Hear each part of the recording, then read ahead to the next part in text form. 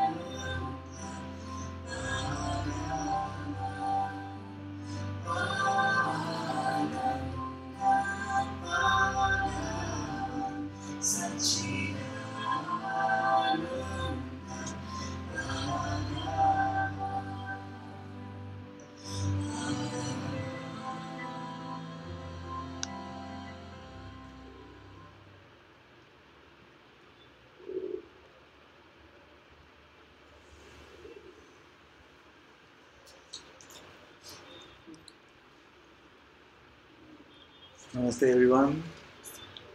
Very warm welcome to Satsang today. Muji ji ki jai. Ananta ji ki jai. Very warm welcome to everyone online as well. So happy you could join us. And if you have questions, you can ask in the chat window as usual. So much love to all of you.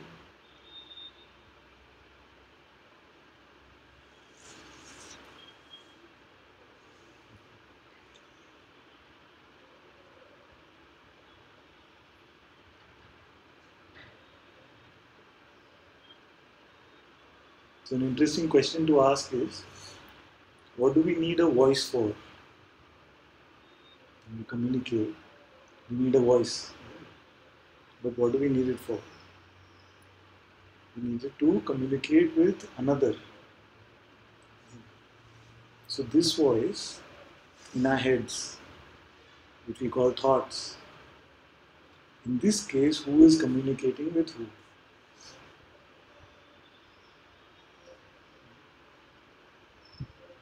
We've never bothered to ask, most of us. It's like we got a phone call, and we picked up the phone call, and the voice said, "Now you must do this." And we never questioned, who are you? And who do you want to speak to? And we follow, and we've done this for many, maybe lifetimes. And then when somebody comes and says, "But what voice are you following?" You say, what kind of stupid question is that? Because you've been doing it for so long, and somebody questions this presumption, you're like, what are you talking about? It's my own voice. It's my own voice. Why do we need a voice to communicate with ourselves? The voice is for communication, isn't it? But why would we need a voice to communicate with ourselves? It's the silliest thing. We question this very basic presumption. So we got this wrong number, and we've been listening to this wrong number all of the time. But either of the two questions, if you were able to ask of this mind, who are you, or who do you want to speak to? Either of these you're not able to answer.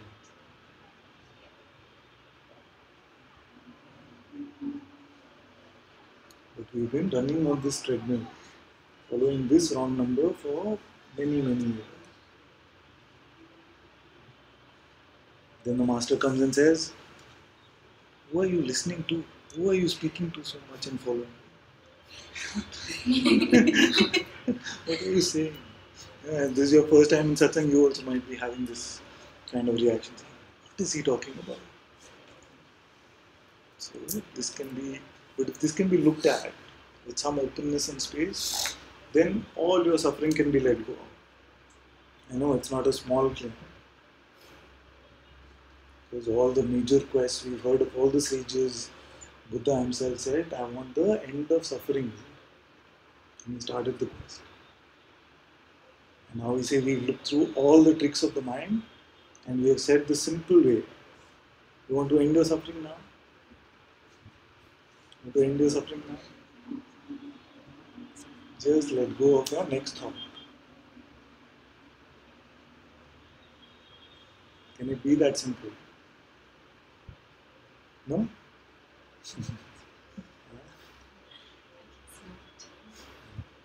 That's another thought.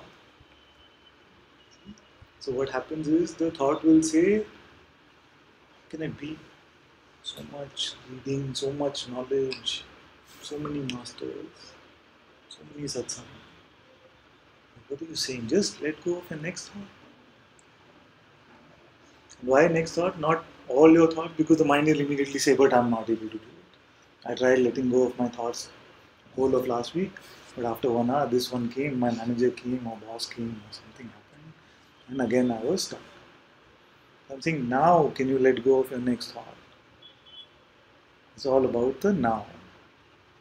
The mind will try to pull you back into the past or project something into the future. Say, but it's okay in satsang. Some will say it's okay in your presence to say all this, it quiets things down. Think now, not even this. Just let go of your next thought and show me suffering.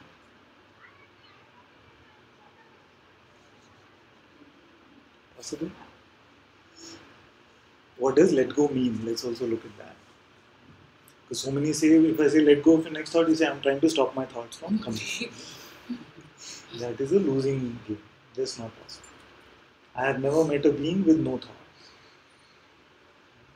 Then what does let go mean? It means just be completely open, let them come and let them go. And we'll break it down even further. What does let them come and let them go mean? It means that I'm not even saying don't give them your attention, because attention will go. Especially if I say don't pay attention to your thought, attention will go to thought. So I know that. But what can you withdraw? What can you withdraw? And you have complete power. You can withdraw your belief.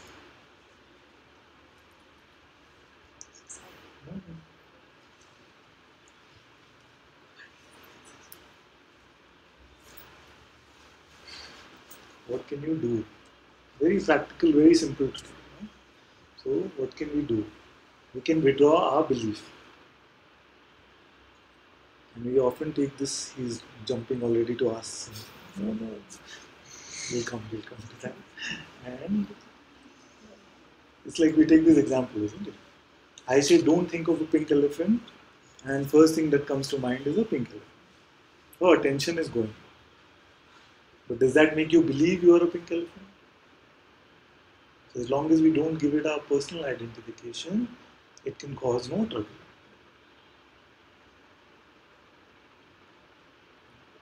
So a thought could be coming, I should have come to Satsang much earlier. Okay. But what is that? What is that? It's just the same trickster voice.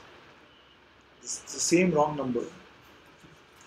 We were taking this example earlier where we said it's like we picked up this wrong number and the wrong number said, hey, why didn't you do this morning? You should quit your job or something. And we started following, yeah. But we never asked, who are you? And who are you speaking to? Who can tell me who this is? Who is this voice which is speaking? Do we need a voice to communicate with ourselves? Who is this that is speaking? And who is it speaking to? Pick any question, give me an answer.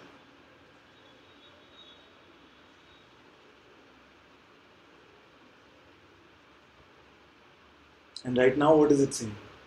Right now, it could be saying, but this is weird. Where have I come? It could say all kinds of things. But who is it?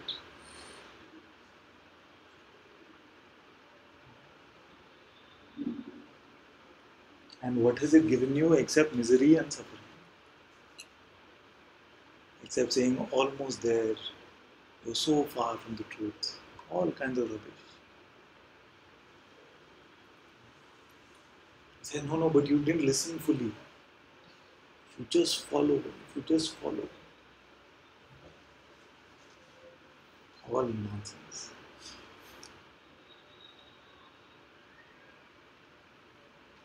If a person rings the doorbell and says, can you show me your papers? I want to see your Aadhaar card, voter ID card. To say, who are you? You will, no? Why don't we do that? It's just saying, go here, go there, don't do this, do that. You should have, he should have, why this, why that. All this we are listening. Just ask first, who are you?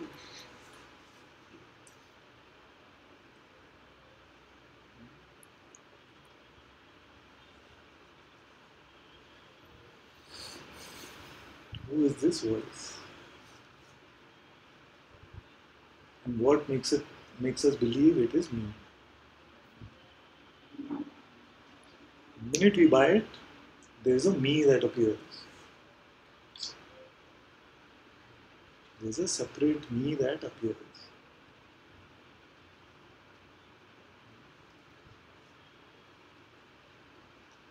this makes sense to me, this does not make sense to me, I am not ready, I am ready. All this, who is this me? Just following this voice blindly because we've got so used to it. We're actually addicted to it. So the first time in satsangs, you could have some strong reactions or withdrawal symptoms. You start looking at it, something gets disoriented. That's the crux of it. That's the crux of all our scriptures, that's the crux of all our spiritual practices, that's the crux of all satsang. We picked up a wrong number and we continue to listen and we refuse to keep it down. And this wrong number has become an addiction. That's it. I have to put it simply. Otherwise, tell me who it is.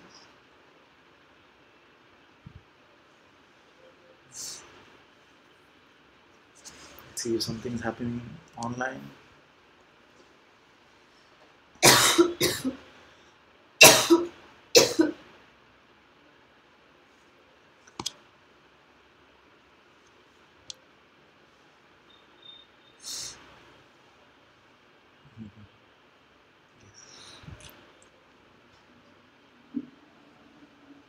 The mind will continue to speak. So don't expect freedom to be a state where the mind stops speaking. No thoughts will come. We expect freedom, enlightenment, liberation to be a state where no thoughts will come. That's another expectation which the mind creates to set itself up for failure, to set you up for failure.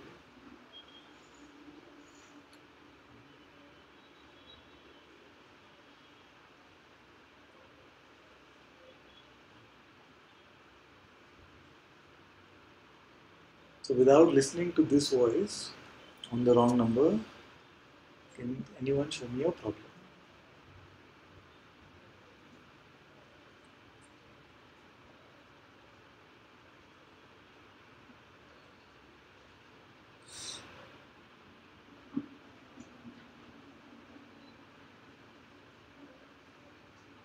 And are you waiting for confirmation from the same voice? What do? You come to Satsang, the master is saying, okay, don't listen to this voice. You're going, come out. It's the same voice we're waiting for confirmation from. We will not, it seems like we're not satisfied till this voice says, yes. This is it.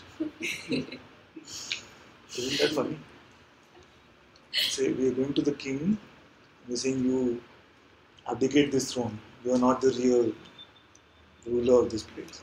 And we're waiting for the king only to give that decree that I want to step down. It's completely upside down.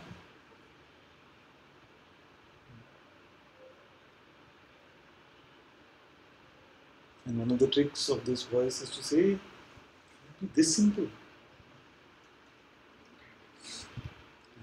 It can be. It is this simple.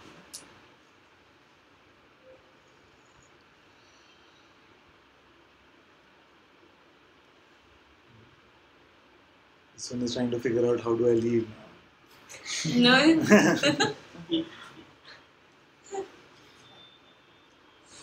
Even inquiry, you listen, not listen to it, but Inquiry?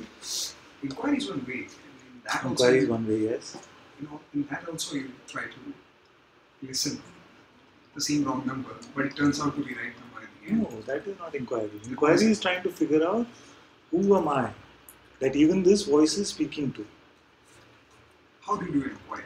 You have to question. Yes, you have question, to look. Question your raised voice. You have to look. The key of the inquiry is not in the words. Right, It is in the looking.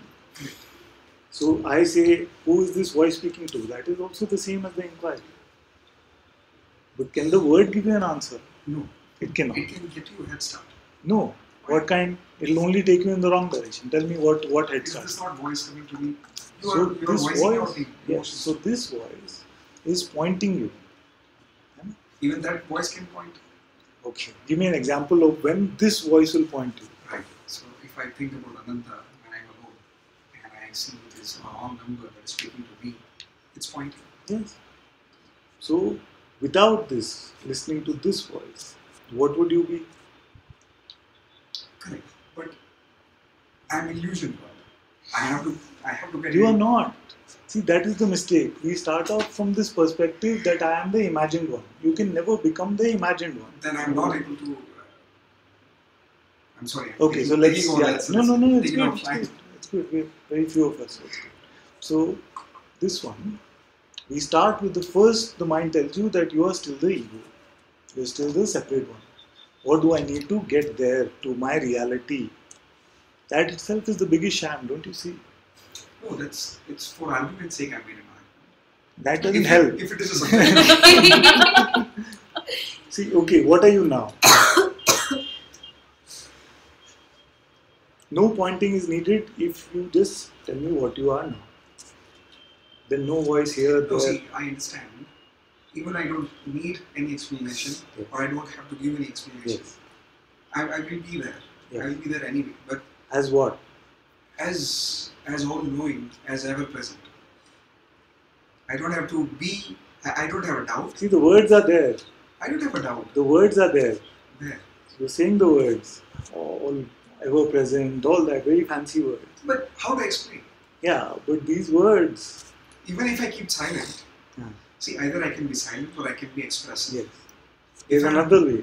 If I be silent, There's another way. I don't be silent. There's another way. It doesn't change my state of peace or whatever it is. It's not about the state, but there's another way. I can be So just. you say that there is silence, and then there is this mind. No, I'm giving an attribute to it, but it's attributed less. It's the one who even detects the silence. It is, but how can I verbalize? I can only experience it. But when you talk about it, you have to make it dual to explain. It is non-dual. I understand it. I've experienced it. But when I try to explain it, you catch me there. No, it's dual. No, I'm not even saying that. I'm saying this eye still smells of a person. I get. I understand that. Yes. Yes. When you are drenched in your own self, then the words which you speak from your mouth will seem like they've been dipped in honey. Okay. Don't create that expectation. Okay. But I'll be able to smell it. Okay. So, although you say ultimately it is true, all is a play of consciousness. But the way it plays out is that when the mindy stuff is there, it's always trying to convince, confirm, need something, get something, all this energetic perfume it carries. No? But when the voice comes from the true being itself, the intuitive voice which is speaking, then you see that there is no need in this. There is no need to convince or confirm or impress. See? So it is completely unconcerned by the so-called other. It's just that these words seem to be flowing on their own and it seems to flow on their own. Ultimately, it is all the play of the same consciousness. So nobody is arguing with that. But when we keep listening to this noisy one, then our life is not free from suffering.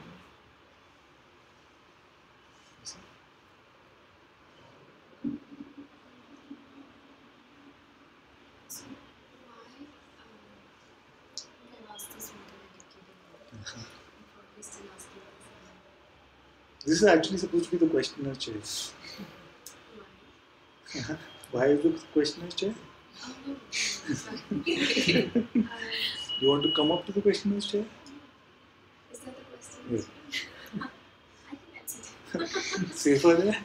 Okay. More safe? It's, I feel safe. This one we have to get rid of. Okay, go on. Why? She asked me this a decade ago. It must not be asked me. That time we used to just have this conversation about it. It's not like, okay, she's going to answer my question. We used to debate. Not debate, really.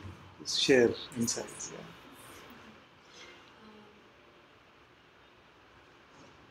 Why does I mean, in the beginning, like you said, was stating the truth, sort of that all of us go through this, continuously thoughts speaking, the need to follow the thoughts and so on. Why are they there in the first place? Is the intent suffering? Yes, in a way, you can say that. My favorite explanation is that we wanted to play this game called life. We went to this exhibition and we saw there's a new virtual reality came out which is called life. And to play this game, we put on this virtual reality headset. And as part of the headset, you get this artificial intelligence engine also. So it tells you, we were joking in Satsang the other day, suppose the game is you're playing James Bond in the game. So the virtual reality headset is always referring to you as Mr. Bond. This is Mr. Bond.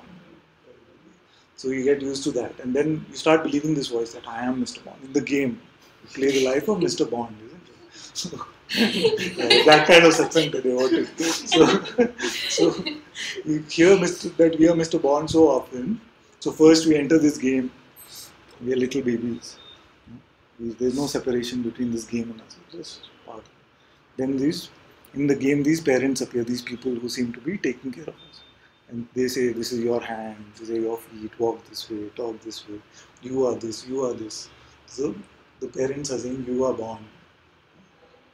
And then, as we go on, we are used to believing ourselves to be, yes, I am the player, I am Mr. Bond.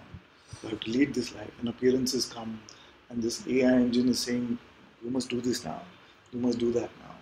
And we start believing it is me only who is saying all of this. So beingness or consciousness or God got bored and he came to this game. And in this game, it has to have ups and downs, otherwise no fun. If there are no villains in the Bond game, then no fun. Bond comes, is all happy. It's not going to be a fun game. So if I'm all there is, what do I do for entertainment? You can have many other better sounding reasons. It could be to experience love, true love. It could be to experience my own self. If I am being, then how do I experience the glory of my own self? It could be also, some say, which I don't like, you all know, most of you know, evolution. You evolve to the next level of So it could be all of these. But my favorite is entertainment. So I say movie, I say game. Do you know it and you don't need to tell us? I know it. I know that none of this has ever happened. No, the answer to a question. Yes, I know that this never happened. Stage to understand. That's why I'm saying something which can be understood easy. Because if she said and I said it's never happened, she said, a decade ago one I spoke to was better to talk. No need for me to come here. It won't compute at all if I were to say, what are you saying, all this never happened. But then I say that, okay, let's pick something which is the most palatable for us. Never happened is more palatable. It's okay then. It's good then. Let's go ahead. Yeah. Explain me why. If it never happened, no. If it never happened, then there's no explanation. Because the mind will not understand it never happened. It is not for the mind to understand it never happened. It is just seeing that all of this never happened, not even as a dream. But I don't have the words to give those to you. And that's why I say, okay, you bought these tickets. I'll say you bought tickets to this movie. And the movie has to be ups and downs. Or you inside this virtual reality game. But you know what the best part is? You don't have to believe that this is an illusion. I'm not forcing that belief. An illusion or a game or a movie. You don't have to believe it. Suppose you say, okay, this chair is here. It is here. Say, you are there, I am here. It is all here. Okay, complete. All of this is real. Suppose. Right? Where is the person now? Even in this, where is the person now? This is something we started some time back and you said, yes, it's true, and then we never expanded, you said we'll come back to it later. Which was when you say, okay, I'm not the body, I'm not the mind, I'm not the emotion, I'm not the feeling, I'm not all of this. But yet I am all of this. Yes. But even if I am all of this, there is still no person. See, what happens is No, but the person is a mix of all of this. No, we've conjured it up. So a feeling comes of frustration, for example. Right? A feeling comes, feeling is seen clearly. Or a thought comes, I'm not getting this. And the thought is seen clearly. But the person is never seen. The person is always only conjured up. It is not a mix. See, we'll make up this. The mind will say, but it's a mix of all of this. It's not.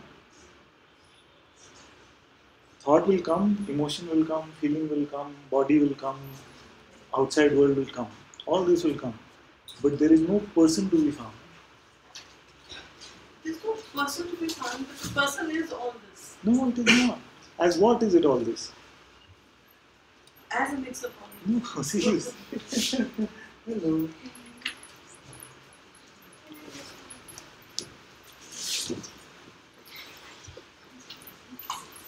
We're just saying we have a small set of people. Yeah.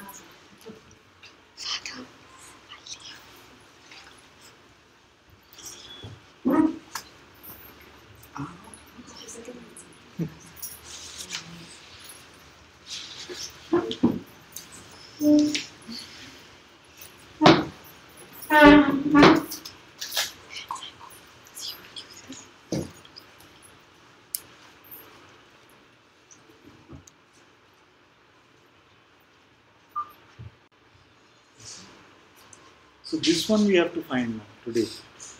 Because even the spiritual search started off as a personal search.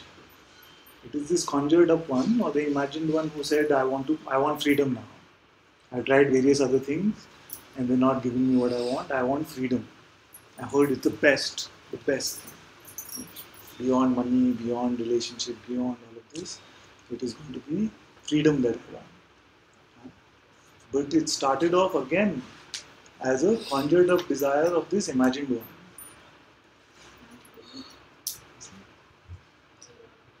This person just had no reality whatsoever.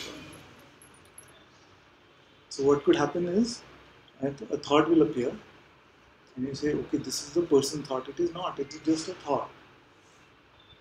I think this will move. This is not really my question. Yes.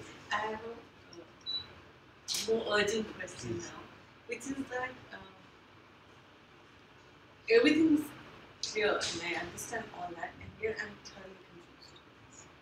So when you speak or when I listen to Satsang or I read anything or I'm listening to one of these videos, it's very clear. It's very Yes. crystal clear, and yet there is this huge confusion Yes. in terms of everything is a big turmoil. Yes. So I just stay with it. It's very good because this is what my master says is the switching over of power. What has happened is that we got used to listening to the mind so long that when this starts to unravel and we see that this was the wrong number, we'll take the wrong number example again. But when we figure out this was the wrong number I've been listening to for so long, and then we stop listening, then this voice is still continuing saying, but this is very... So we used to relying on this, but we're now going to rely more on our own intuition, our own beingness itself. But in that switchover phase, many beings have this. They call it the 40 days and 40 nights in the wilderness, the dark. I don't like using these examples because you start saying, but this has not happened to me to that extent, and I want that. It doesn't have to happen, right? So, but many have this state of confusion. Everything seems unsteady. You're not sure of what's really happening. You're not sure of who you are, what's going on, what are you doing. Everything seems to have lost its flavor in some sense. Yeah. And this can happen, and this is very good actually. I feel a little sheepish every time I have to say this, but it is very good. Then there is this whole thing also that I want to, for want of a better word, hasten the process Yes. or deepen it. Yes. And then there is another thing saying that there's nothing I can really do, I just have to let it Yes. take its own course. Just let go of all your thoughts. Just let go of your next thought. Because the mind will say, okay, now, fine. You're beyond me, you've seen it all now, you understood. But I'll still be your ally. No? Let's walk along in this. So maybe if you were to do this, or you were to do that, then you'll get there faster. You see, it's a trickster. It's trying to say, but now, okay, I give up. I give up. I'm the wrong number guy. I give up. But still, we've been friends. We've been together for so long now. Let me help you get there. Don't believe it. That's why we say simplest thing. Let go of your next thought. Hasten towards what? You are already the self. See, the same thing. I understand that completely. Yes. But since it's not, like you say it with utmost conviction, Yes. and you're saying it from a different place, I am not saying it from the same place. That's why I feel that it has to be good, or it has to be more certain. It can seem like that. So it's good. But the simplest thing, that's why we made it so simple, right? I'm not even saying, like many masters have said, just be with the sense I am. No, Maharaj has said, be with the sense I am. But from my own experience, I can tell you that it is a very frustrating process sometimes. I'm sure it works for many, but it's a very frustrating process sometimes. Because I am. And of course, somebody coming and saying, what, I didn't get my check, or something. I don't even get that I am. So That's I'm still. So that we can fix right now. That we can fix right now. Because we've seen, so so for those who say, I don't get this sense I am, because I faced this question for some time now, grace is given a simple way, which is, and don't let your mind come in, because the mind will come in and say, I've heard this, it doesn't work for me. Don't believe that. Which is, can you stop being now? What is it that you cannot stop? This is the sense I am. This is being. See? If I were to say, go and find I am, I know you'll say, but yes, can you stop being now?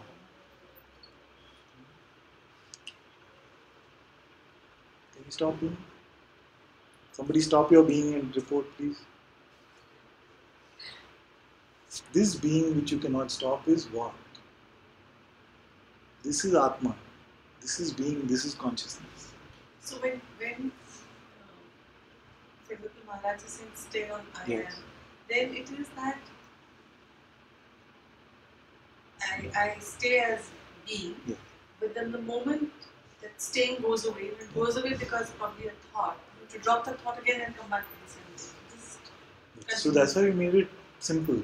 Because if I were to give a practice saying just stay as the sense I am, then you'll have the ups and downs, and then mind will come in, frustration, all of that. We made it much simpler now. Only let go of your next thought. It's utterly dissatisfying to the mind, I know this. It would rather have some more calisthenics, acrobatics, give me something more difficult to do. If I just say let go of your next thought, mind says what? Let go of this first, the what? Then what remains? Is it not being? So rather than saying be with the sense I am, I'm saying let go of your next thought.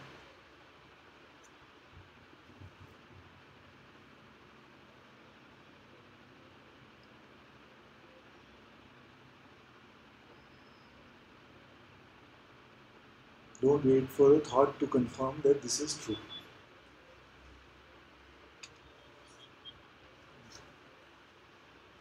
That's what happened here. Because we're so used to asking for confirmation from our own ego, from our own mind. Saying, this is what I feel about it. It's not true, it's just a thought.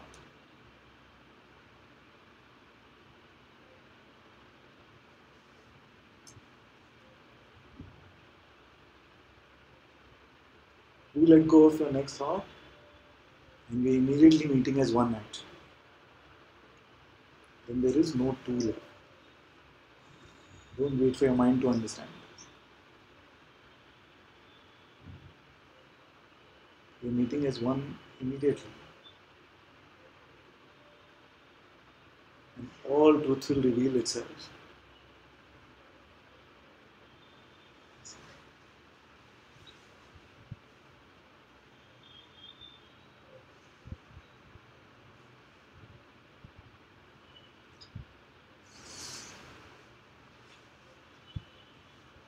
It's a very good deal. That many salesmen sell you various things. But letting go of a next thought is a very good deal. It is the end of all suffering. And first, don't believe the thought that it is not possible or it is too simple. And especially don't believe the thought that I am not ready for this. Many beings come to Satsang and I feel I'm speaking the simplest thing which even a child can understand. But they go back and report I'm not ready for this. But what did I say which is complicated? Because the mind creates this confusion.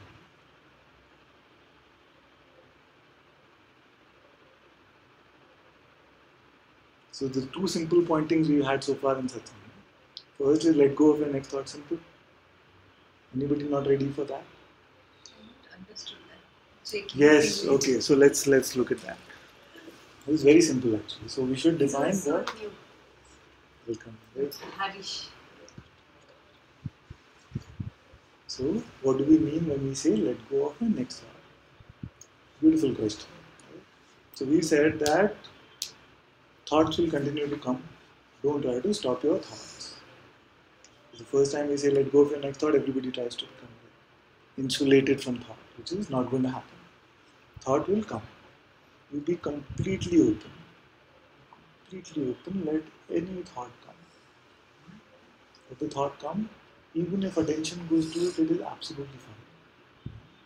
Just don't give it your belief. Don't give it your Belief. So there are two forces at work when thoughts come. The first force is attention, the second force is belief. Many of us have not looked at it this closely actually. Right? But you'll see when a thought comes, then attention and belief are at work. So attention you will not be able to stop initially. Like we take the example every time, if I say don't think of a pink elephant, obviously what you resist presents. So pink elephant is coming. But does that make you believe you are a pink elephant? So the power to withdraw belief is definitely with us. Withdraw our belief is definitely with us. So a thought will come, after this I should go to MG road, something. Unless we say yes, somewhat, that is the power of belief. That this applies to me, that is the power of belief. That's why we take some new people here, so just bear with me, we'll repeat some of that. So we have this beautiful example which came up in Satsang on its own through the grace of the Master. It's very practical. So we say that we are looking for misery. So what do we need? We're looking for misery. So we want a anytime misery machine, ATM. So we want a ATM machine, anytime misery. So what do? We have the ATM card, which is attention to mind. Attention to mind card. You put it in. So I'm saying this also you can do. Give your attention to the mind. But then you have to punch in your personal identification. You have to say this is mine. You have to say this thought that is coming is mine. If you do both of these, I can guarantee you have a lifetime supply of misery. Anytime available. The misery machine is working. Simple, isn't it? So you mean good thought or bad thought? Yes. Just let go all of God does not need any good thought. Truth does not need a good thought. Self does not need a good thought. So the trickster says that, okay, you are this person and you're going towards God. You're becoming one with God, so let me lead the way. I will tell you some good thoughts, you follow and you will get there. No, you have to see this. You are already the self. The word itself is self. You see, you are already the self. If God is real, then He must be here now already. Why must you have to walk here and there to find God? So I am only interested in the God which is ever present. I am not interested in a God which makes you work hard to find Him. Because that would mean that God is not here now. Only if I do these various things, then I will find Him. No, I want God that is here now, which is ever present, always here. Then, if He's ever present, always here, then which thought I need to follow to get to Him?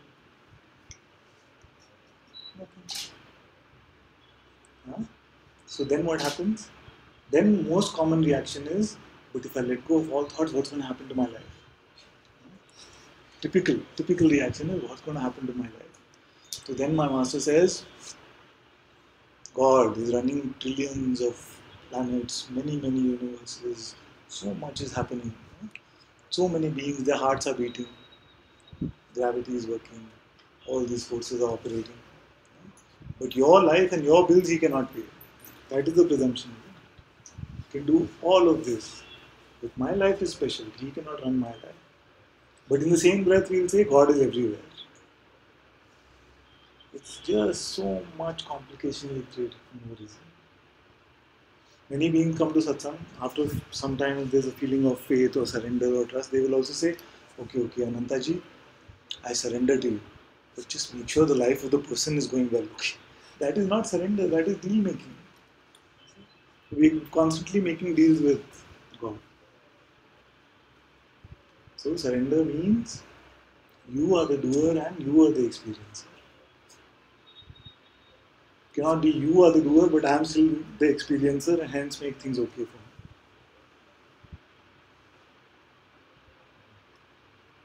Okay, but I think we digressed a little bit. So you are saying let go of thought. Basically what we are saying is forget about not giving your attention initially. Attention can also go, but at least we can divest our belief. We can try it even now. Wait for the next thought to come. Let it just come and let it go. Like a great Zen master said, let thoughts come and let thoughts go, just don't serve them tea. Then you show me suffering. And then because of some experience in satsang, now I made it even simpler. I say, forget about all thoughts. Only let go of your next thought. There's no room left in this for the mind to operate. The ego cannot survive this.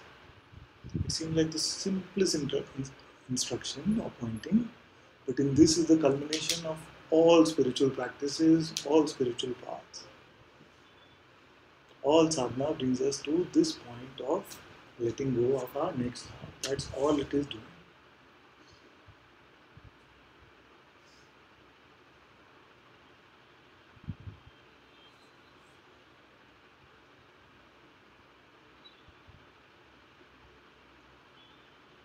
It is too simple for the mind, and that's why the complexity comes.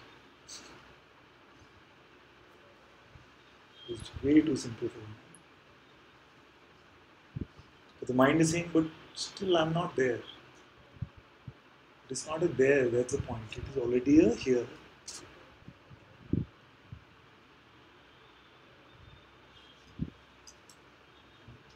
So what is the person? The person is only an imaginary concept which is made up of a sum total of all of your beliefs. Repeat it. It's only an imaginary concept which is made up of a sum total of all your beliefs. And as you let go of your beliefs, you will find that there was no person here, it is only God Himself.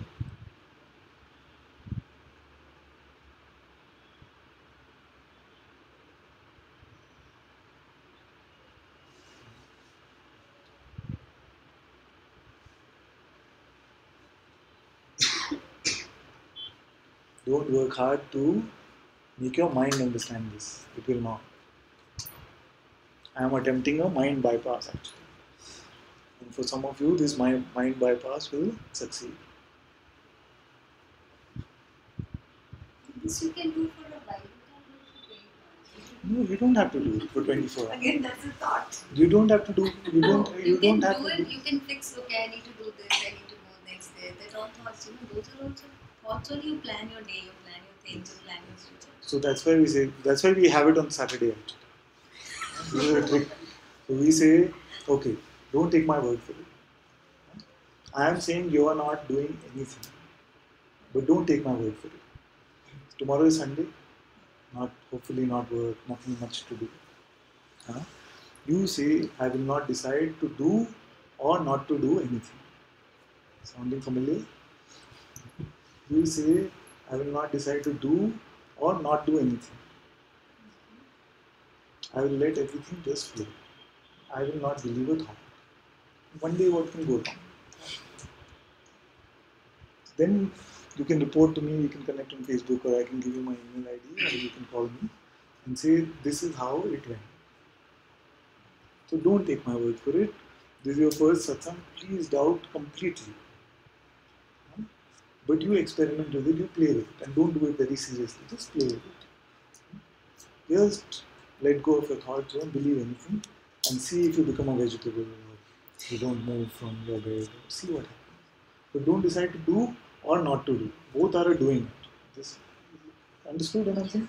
Because we say when sometimes when we hear this, don't decide to do anything, then we decide to not do something. Then we decide to not do something which is also a doing. You decide I'm going to just sit on the bed.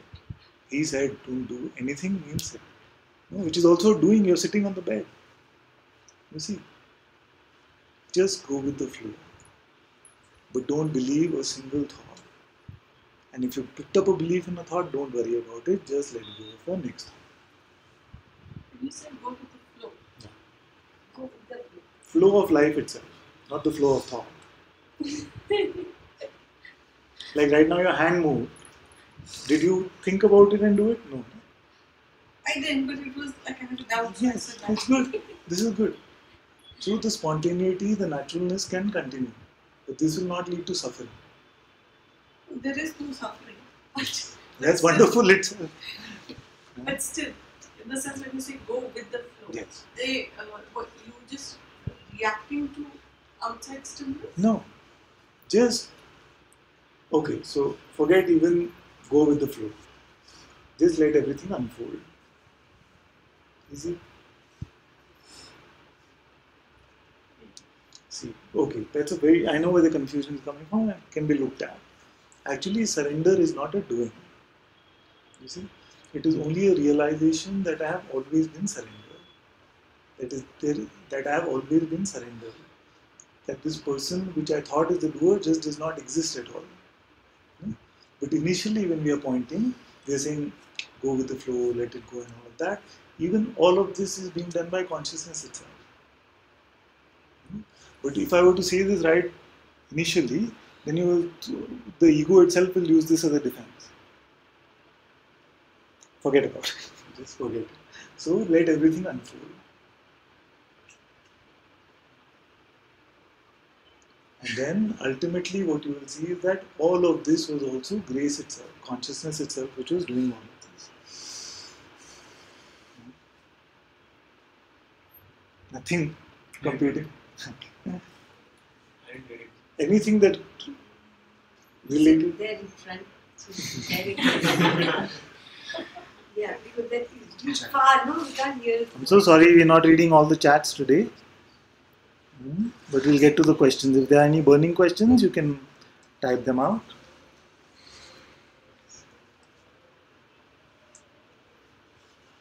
All gibberish so far? All nonsense so far, or something felt true? It's okay to say all nonsense. First time I went to Satsang. Nonsense. Okay, we'll presume. This. So if I were to ask you, can you introduce who you are? What would you say? I would introduce with my name, qualification, and Okay, so let's start with the name. One thing you'll realize about me, I'm very slow. Completely slow. I'm very slow. You have this image of a master who's like all knowing and all that. It's all rubbish. I'm none of those things. I'm very, very slow. So you say, this is my name. This is my name. Your name is Harish. Whose name is Harish? Whose name is Harish? So the label is Harish. But whose name is it? Is it the body's name? Huh?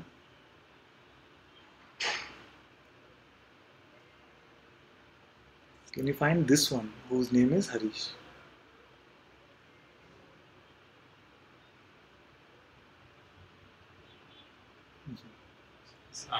it's me. Yes. Not- Where is this me? What does it look like? Where is this me? Huh?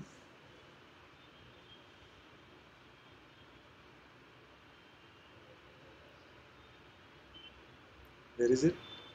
If I were to open up the body, will I find this me? Then?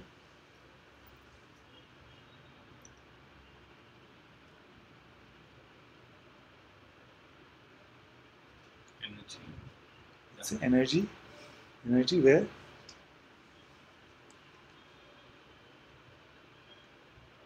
Within this body. Within. So if a surgeon were to come, if I call a surgeon, he'll find? No. Then what does it look like, this energy?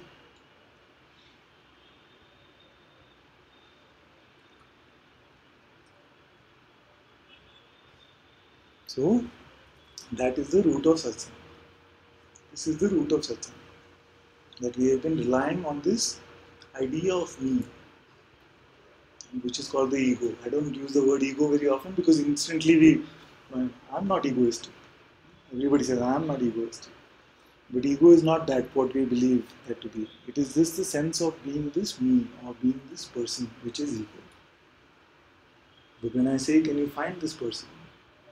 Nobody, so many satsang now, thousands of people we've spoken to, cannot find one person who says, here it is. Why? So typically what would happen is, you'll say, here, body, this is me. And you say, when you refer to yourself, and you say, I had an issue with my boss, or there's not enough money in my bank, is it the body's problem? Not the body's problem. If you're fighting with your partner, is it the body's problem? No. It is all problems of this imagined one called me.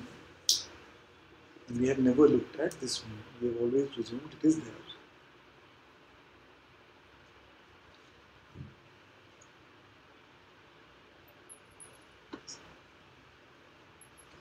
Without this me, show me a problem.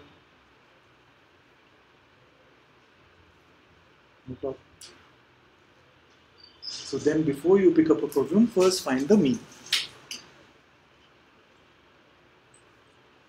Makes sense? Before you pick up a problem, first show me the me who's suffering from it.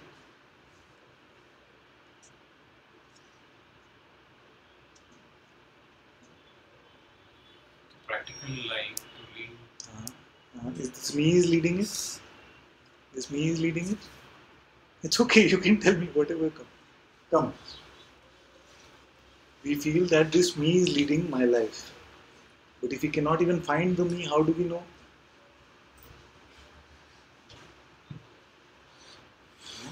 So the mind is a very strong texture, right? So it will say these kind of things. That all this is okay. All this is okay to talk in satsang. But जब घर जाना होता है, we have work to do, we are going to work, then all this does not apply. Complete lies. It says ground reality. This is ground reality. Real world. This is the real world. There has never been this person which we have believed ourselves to be. There has never been. It has only been a set of ideas, a set of beliefs.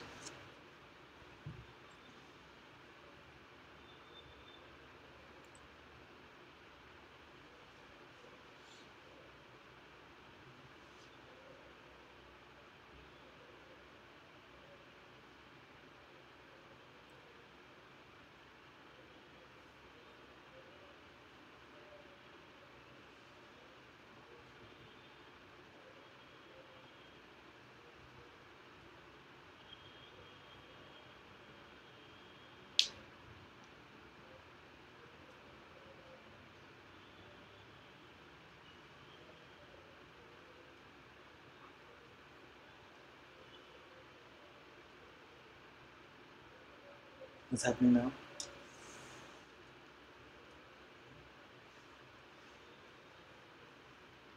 Please, me is not the body. Then how to overcome this?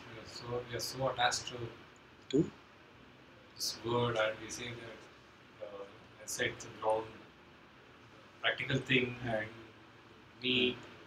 How to go with this? How to lead a Yes. And for that we are saying Simple instruction, let go of your next thought. Thought will come, just wait for some time, wait for the next thought to come and tell me what it is saying. Even if it is like this person talking rubbish, I don't know why, it's okay. Just expose whatever it is saying, you can say. We observe the thoughts won't come. Yes. And something will come. Wait for a while. Usually this is very beautiful. No? When we completely open for the thoughts to come, then we see that flow is completely reduced. Something will come.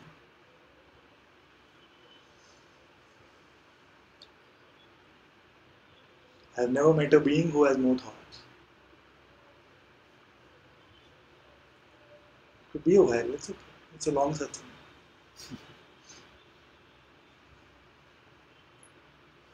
Even that, no thought will come is a thought.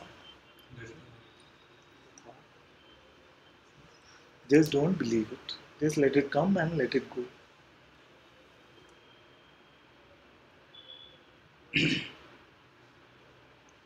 Problem?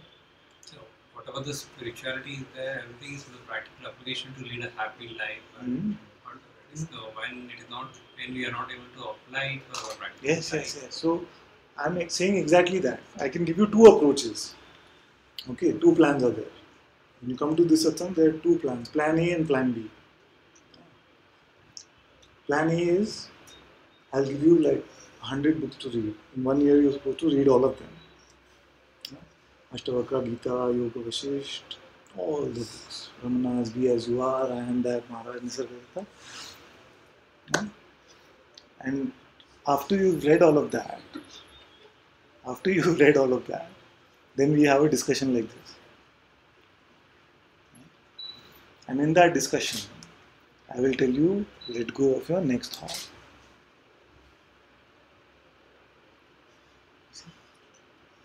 So with all that knowledge, what will happen is you might be more open to listen to this pointing, which is the simplest thing.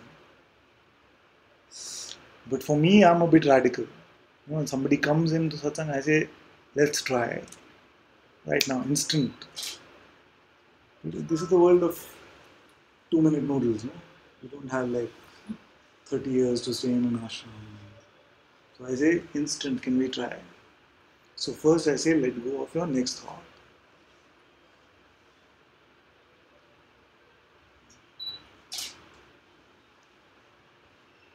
And if it doesn't compute, then we can take plan A always.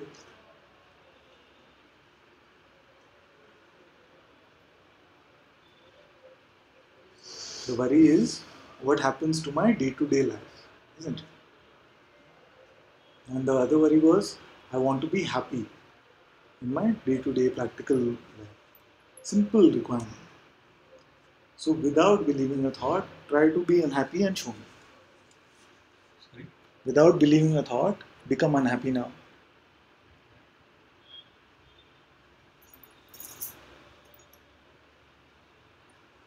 Cannot do it. I'm telling you, this ATM works only because of thoughts. Anytime misery is available. And it is actual effort to become miserable. It is no effort to be happy. Then what are the so-called in this Laukik world? Sorry? In on this Laukik world, we say Laukik achievement, world. achievement, ambition, not able to achieve that. What all this is? Again, it is attached to me. Who can run your life better? This concept of me, which you cannot find when we search for, we cannot find this me. Or do you think this imagined concept of me can run your life better, or do you think God can run your life better?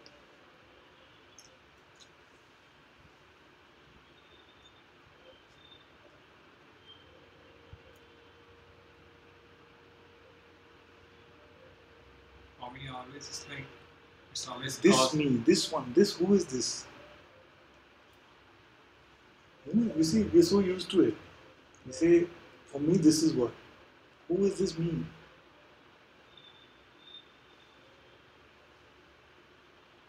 It is only an idea. There is no individual me here at all.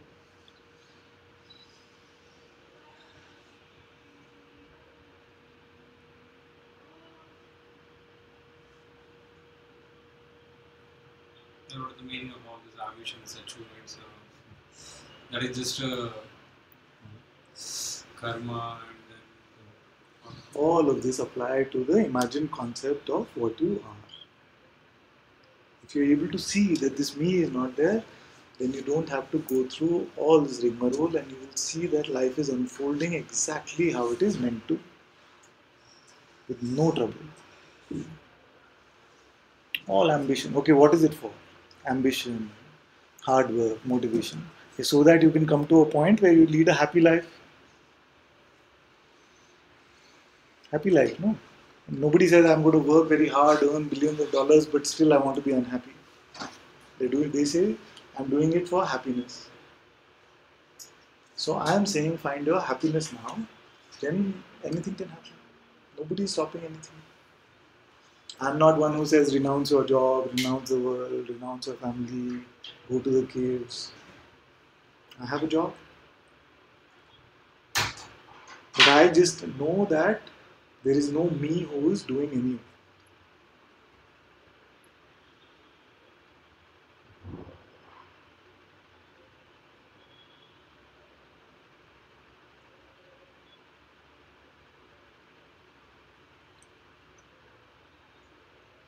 So me is like a thought or idea. Same thing.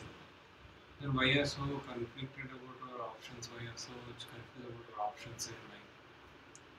Because the false idea of me, the ego, relies on this confusion. It never wants you to find the truth. It is one of the byproducts of believing the mind itself, confusion. It relies on this confusion. You don't have money, you're confused. You have money, you're confused. Where do I put it, invest? You don't have special relationship, you're confused. What's going to happen? You have special relationship, you're like, how do I handle this relationship? You name one situation in which there is no confusion.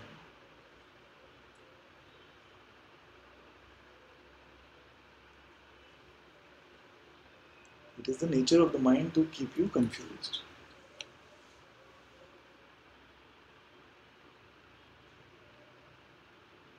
Like you're confused right now. Because you're believing a thought.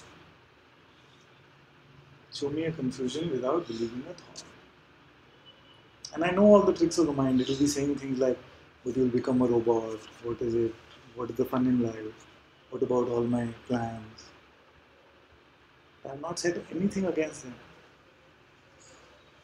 You build this wall of defense because it's scared of the truth.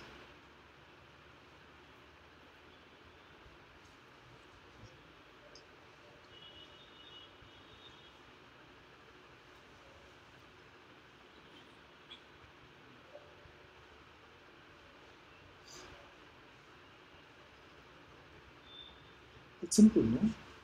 It's like we said in the beginning of Satsang, some of you came later. So we said, we picked up this telephone call and we heard a voice from the other end saying, you better finish this today. We started running and wanting to finish the task. Then it says, now not done this, now you better do this and talk to this person. We never asked, who are you and who are you trying to speak to? It is the same way with thought. We never ask, who are you? We just presume that it is me.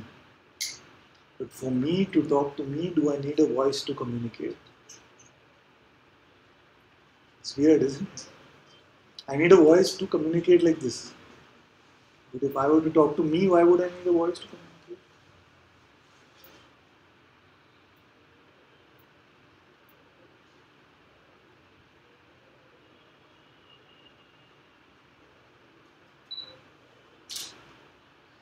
So you mean thoughts or voices? Yes. Thoughts or voices. So when thoughts pop up, we think it is Yes. our own voice telling us to do this or not to do that. It's interesting. Of course. Because it is like the thought comes and we say it's my thought. The action happens and we say it's my action. Same thing. You are not the thinker of thought and the doer of action. The thought comes. Most of us, first we rely on this belief that I am creating my thought. Can you tell me your next thought? It just pops up. Then we say it is mine. I did. I made it. No, it just came.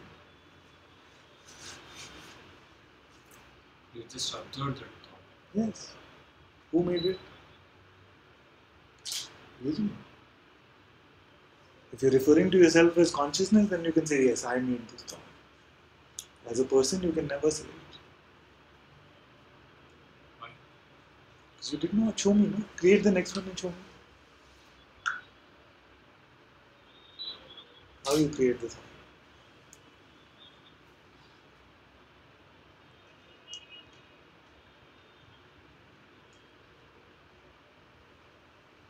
It will just appear and you will take credit for it, saying that I did it, I made it, it is mine. As in previously, plan of action, plan of what is that? Again, for the practical life, what do you say? You want to do that, you want to do like this, and that is the output we are going to expect. Yes. Then what is that? Yes. It's all rubbish. Sorry. It's all rubbish. It can't be rubbish. It is complete rubbish. Show me a person who said, okay, this is my 10-year plan. Only in books, okay? Books and movies. Show me, I made a 10-year plan. These are the things that I want mapped out in my life. And it went exactly according to that. There is nobody. Just this building is my plan, and I given a design. How this plan came to you? No, forget came to you. How did you create this plan? So you said it's going to be 8 floors. Huh? Where did this thought come from? You made it? You see the trap in the trick in this. You could have said, I want to have a farm. Okay, in this moment, you could say, I'm leaving right now, or I'm going to stay here till the end of Satsang. The next thought could be that. How are you going to decide which one to create?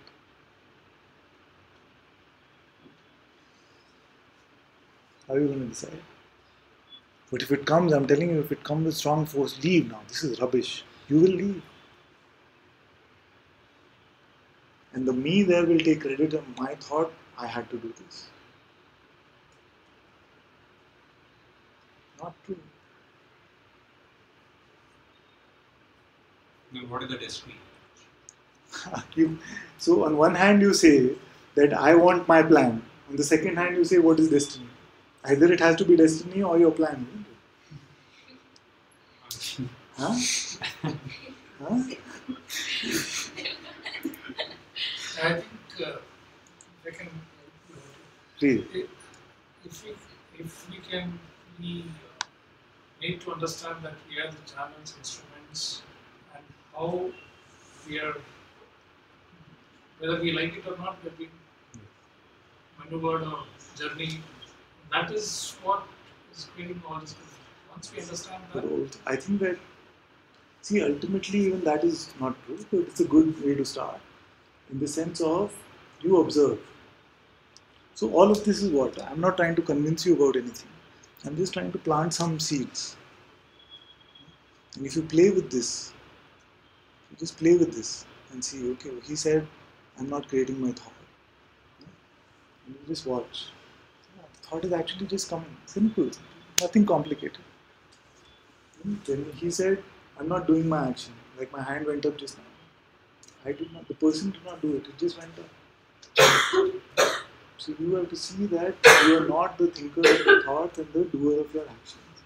It is something which is coming post facto and saying, yes, I did. We used to discuss this for 10-15 minutes. Just the thought, observe the thought, let it go, Then what will happen? Doing that. What will happen? You become stuck, you will not move, none of your plans will come true. Is that what it is? The need will provoke you to do it. The need of hunger. Does hunger need a thought? We must look at this. I know it seems a little this thing. Okay, but hunger is there. Does it need a thought? hunger always can provoke you to earn and Yes. No. Don't stretch it like too far. Hunger provoking you to earn, no. Hunger will provoke you to open the fridge and pick up something to eat. Because sometimes you can take it to this thing. Yes. But you need a thought to decide. It's very what should Hindi I film eat. style. I said, but you need a thought as to what do I pick out of this. Or if there's a pudding, this is a salad, or there's three things. Okay, suppose. You need a thought to Suppose decide. you needed a thought. So red and blue is there. You're waiting for the thought to come to say, is it your thought? But I have to pick one. Two thoughts, all the thoughts are coming, but I have to pick one. Which one I need Yeah. to take. So we are going with the presumption that you need a thought to confirm what you want to pick. Yeah.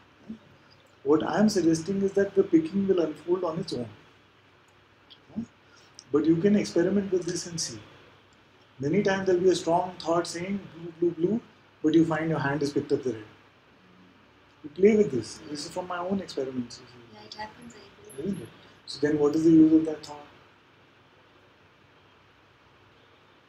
Firstly, it is not your thought. You didn't create. What is the way in which what are the ingredients to put this thought together? It just came to keep the delusion of ego, to keep the delusion of separation alive, to keep the bite in this game alive. The Leela has to have some bite, otherwise it doesn't seem like fun. So keep the bite alive, we say, look at this, I must be this clear. We are the one in whose presence all of this is just being played out. We are that light of Atma, we are that consciousness itself.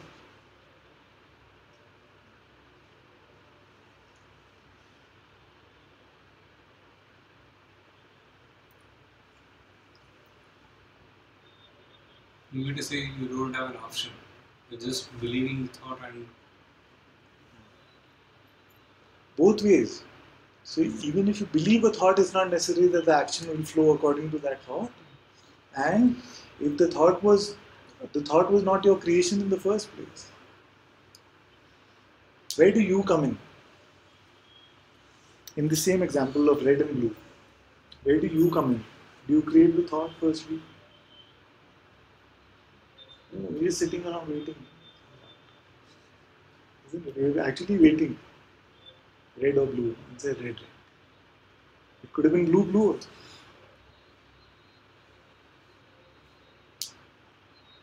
So you mean whatever we are doing, there's some other force which is making us do. This is just a. It is not a person because a person is just not there.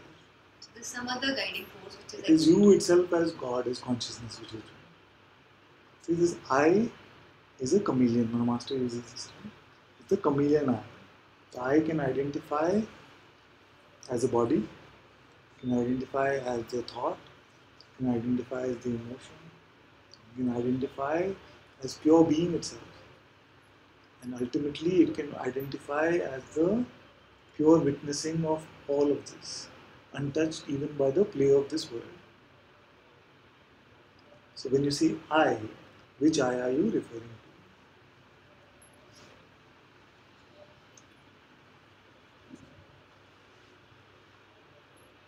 You could say I body. Many believe that I am the body. Very few believe that. Many believe that they believe.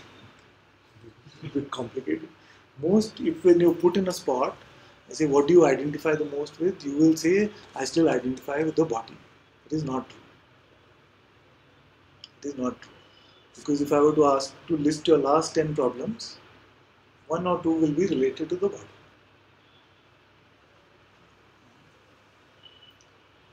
Last 10 problems, how many related to body? hardly. So we are not so identified with the body as we like to think. We are identified as this imagined concept of person. So we can take an example which usually is very helpful. Do you have kids? So if I were to say you're horrible at ice skating, does it bother you? Unless you're an ice skater, it should not. I think.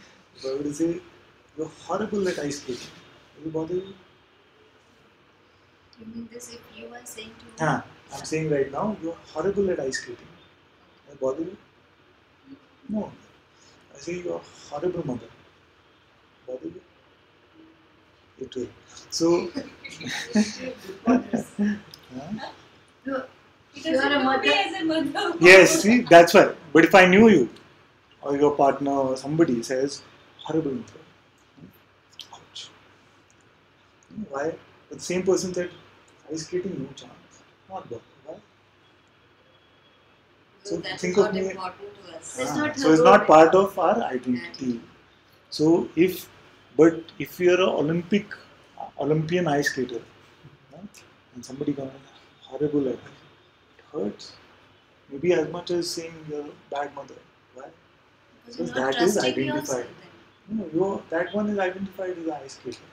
If you're an Olympic ice skater, and somebody close to you, your coach or somebody said you're horrible at ice skating, it will hurt.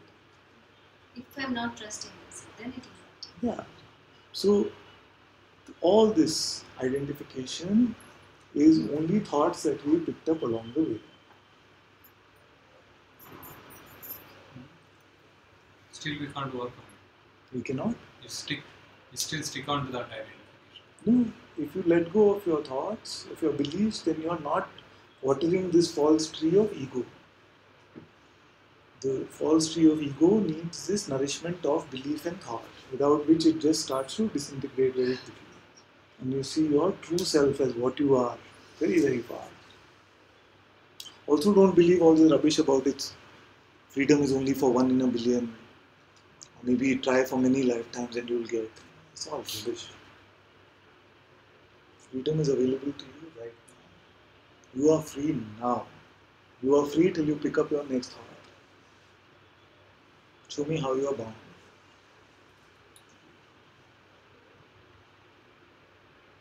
So we work hard for bondage actually.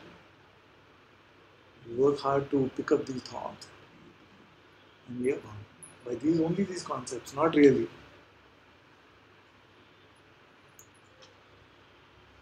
Show me how you're bound now, any of you, in this very moment. Are you not free? Then what is the purpose of life other than knowing who I am? Huh? There is no purpose. Then it's done its job. What happens is then when the inquiry has worked, who am I? Then you are able to just be completely present.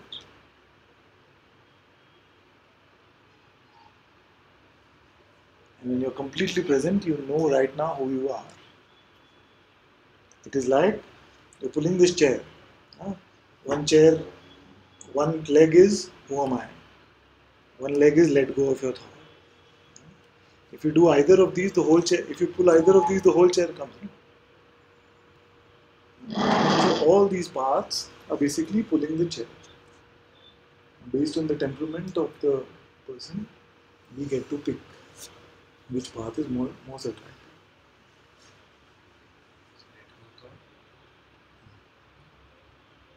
Who am I? Inquiry. You mean to say there's no purpose of the life, that it will happen. It will happen on its own. It is already unfolding on its own. There's just this commentator sitting there saying, I did this, I did not do this, I did this. Okay, let's take another example. Francis Lucille, who is a very good teacher, also took this example, which was very beautiful. He said, you go for a ride to one of the amusement parks, Universal Studios or something, has this very special ride. You get on and you're supposed to turn. Make sure you're on top of the car or whatever you're sitting on, you turn. And you make sure you do it right. And for every turn that you do properly with full energy, focus, ambition, motivation, everything, you will get points. So you get on this ride, and the first thing comes, the turn is coming left. There are two paths. So it says to turn left to make sure you get the points. Turn, and it takes you left. So, nice. Then second turn comes, you have two options, left or right, and you're turning right. Turn right, but the ride is still going left. You say, oh, I didn't turn hard enough. Then again, this ride comes maybe 20 times in the entire ride. So you get your points. At the end, they tell you that your car went in a predetermined fashion. but you never figured it out while on the ride. You always said, oh, I should have done more. I should have this time I did. That is our nature of our mind. To take credit for none of all these things which we are not. There is a direction for it. Huh? Left, right, left. There is a direction for it. Yeah. Yeah. So the mind is saying, go left now, go right now. You see, yes, I'm motivated, I will go. Sometimes it goes in that direction, we feel pride. Sometimes it doesn't go in that direction, we feel regret, guilt. I should have tried harder. It's exactly like this game.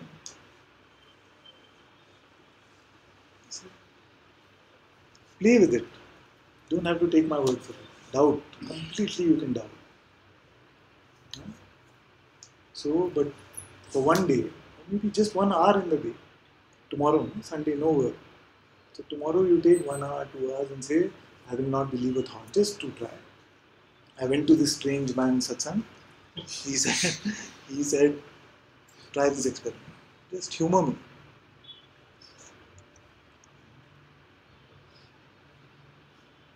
He's evaluating. Try, no? What will happen? Maximum 1 hour. Maximum 1 hour. We'll give him a contract. Sangha team, he'll sign a contract, max 1 hour. We'll not trouble him more.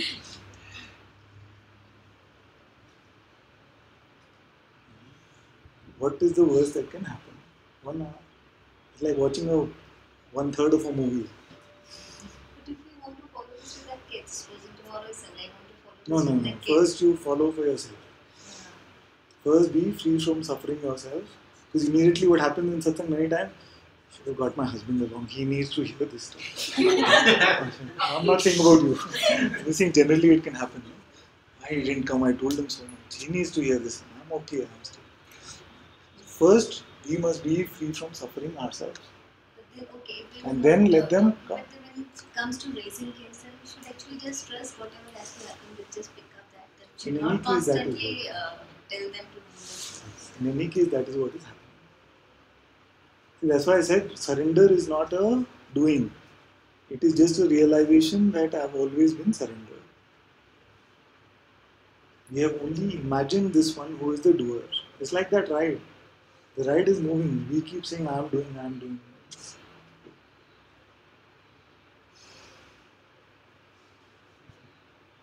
And this will become common sense for you. The first time it is heard, it seems a little weird. I know some sticky feelings can be there. There are beings who have been coming to Satsang and this is complete common sense. Because they've experimented, they've seen this is how it is. And I'm very happy to debate. And say, you can come back, you can go tomorrow and say, okay, I did, but what you said was complete rubbish. And it doesn't work. And I'm happy to have that kind of conversation. There's nothing here which is saying that this my way or the highway, nothing like that.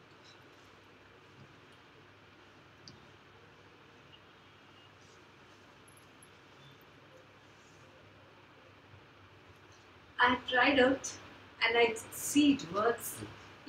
But then I also have situations where things go real tough. Yes. Situations become real tough. Yes. At the time you want, I'll give an example. My father was very sick and hospitalized. And he said, I'm going to die. He's getting like that.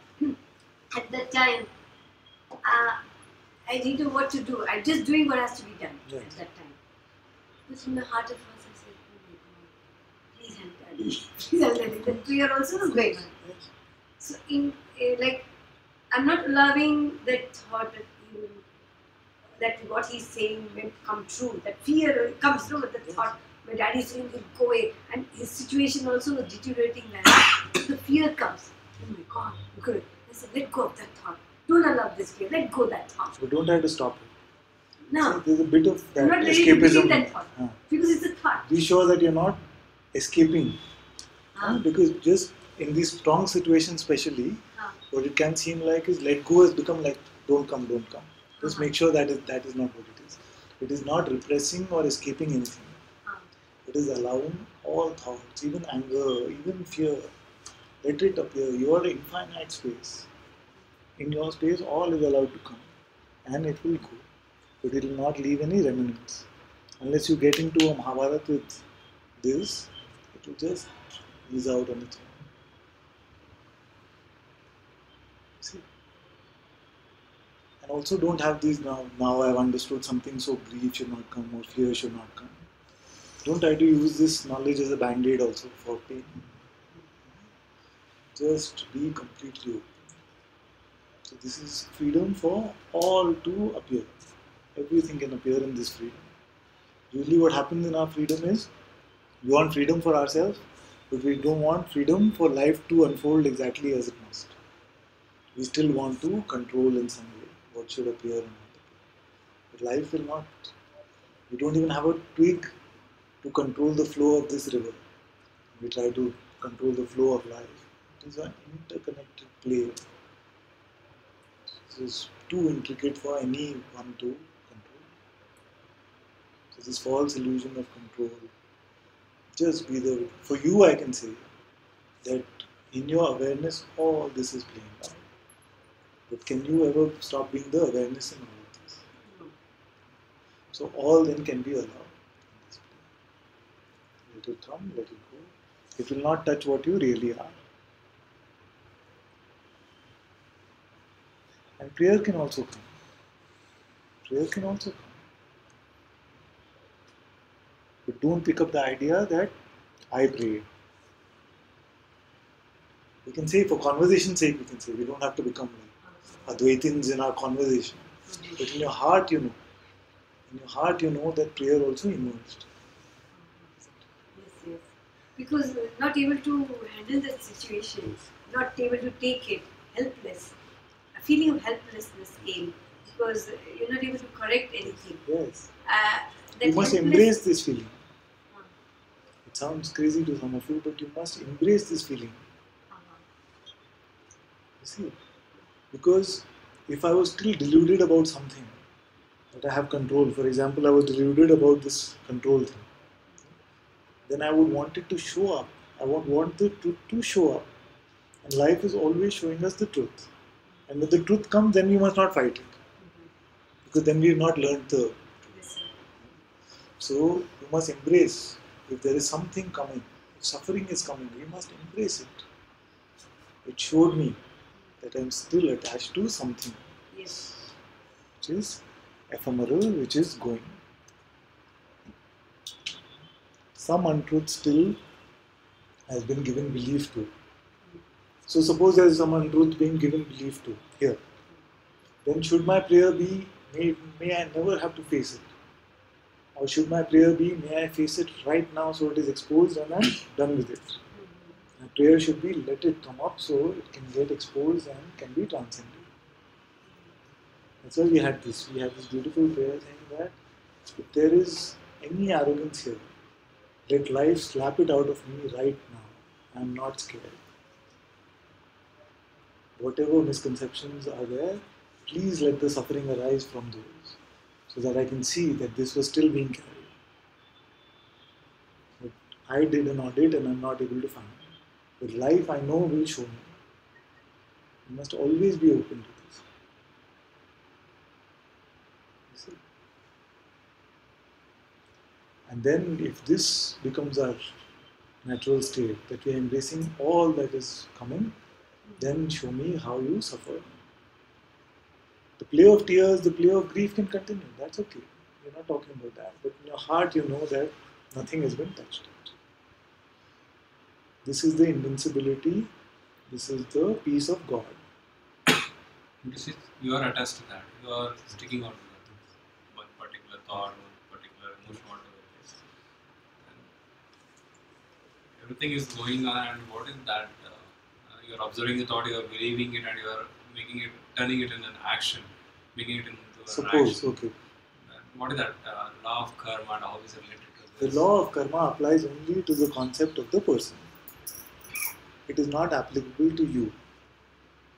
But if you continue to refer to yourself as a person, then it is applicable to you. But what I am saying is that this person does not exist.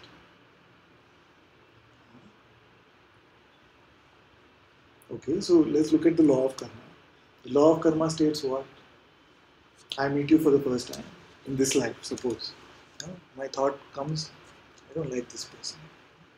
And then immediately my action seems to become little, some random people will make it become like that. But if you let go of that thought, then what happens? That karma is gone. That is why it is said that, in a personal way, it is said that when you meet your guru, your karmas get cut. It is nothing esoteric actually. It is the simplest thing. Because you're relying on the guru's words to just let go of all of this, karma cannot operate. See, from a personal level, I'm saying, none of this is reality actually. Okay, don't try to understand. From a personal level also, if you let go of your thought, then karma will not operate. Then you It's mean easy if to you are apply. neutral there. Yes, it's a beautiful neutrality. It's a beautiful neutrality.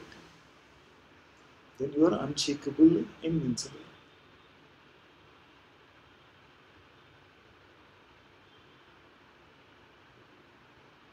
And that is related to the only I, that unshakable thing. But what about the physical body?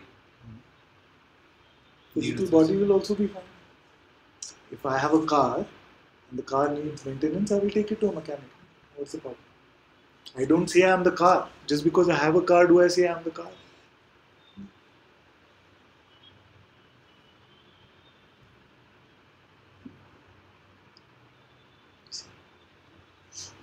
So you see that you are not the body because you said your last 10 problems, hardly anything was about the body. So you don't believe really that you are the body. Isn't it? So the body must be an instrument which is available. So if the instrument has some breakdown, you take it to the mechanic. So who possesses the body? You said I have.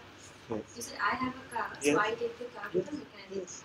So I'm taking my body to the doctor. Yes. So who is this I? This I is consciousness itself. This is God's body. If God is everywhere, then this is also God's body. Not in a special way that this is all bodies are God's body. If God is everywhere, then all of this is God's. No? So I can replace the I with God. I as being, when we said, means I as God itself. So God has a car. Yes. God has a car. God Yes. has a body. Yes. So today I'm taking. Oh, I will not be there. So God is taking. The I as a body. person will not be there. That's why I said the I is a chameleon. I can identify as the body, it can identify as the mind, it can identify as emotion, it can identify as being, consciousness, God, Guru, self, whatever you want to call it. Or it can identify as the absolute awareness even of this presence of God. Sometimes it's too radical, but I say that God takes birth inside me. Maybe I'll land up in some hit list somewhere. I continue to say this kind of thing. But it is the truth as I see it. To simplify, can we say that we have got only two phases? One is the human phase, Ah. and the other one is the divine phase, which we call awareness. It's fine. In that way, whenever we are having this identity as human phase, Yes. we have suffering, we have sins, karma. The moment you go back and say that I am divine, Yes. It's fine. everything vanishes. Absolutely fine. It's a matter of standpoint. Standpoint. Where is the standpoint? Who is this I that I am referring to?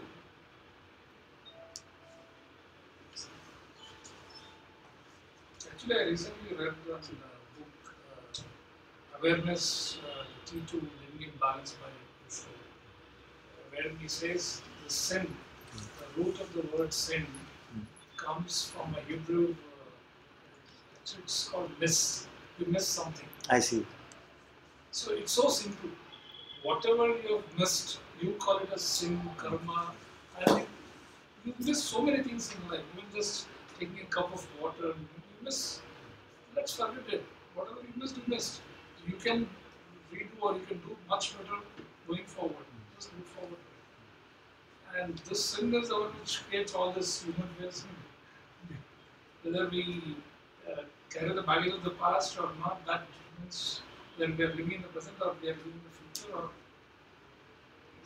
most of the time we skip the present because of this carrying the baggage.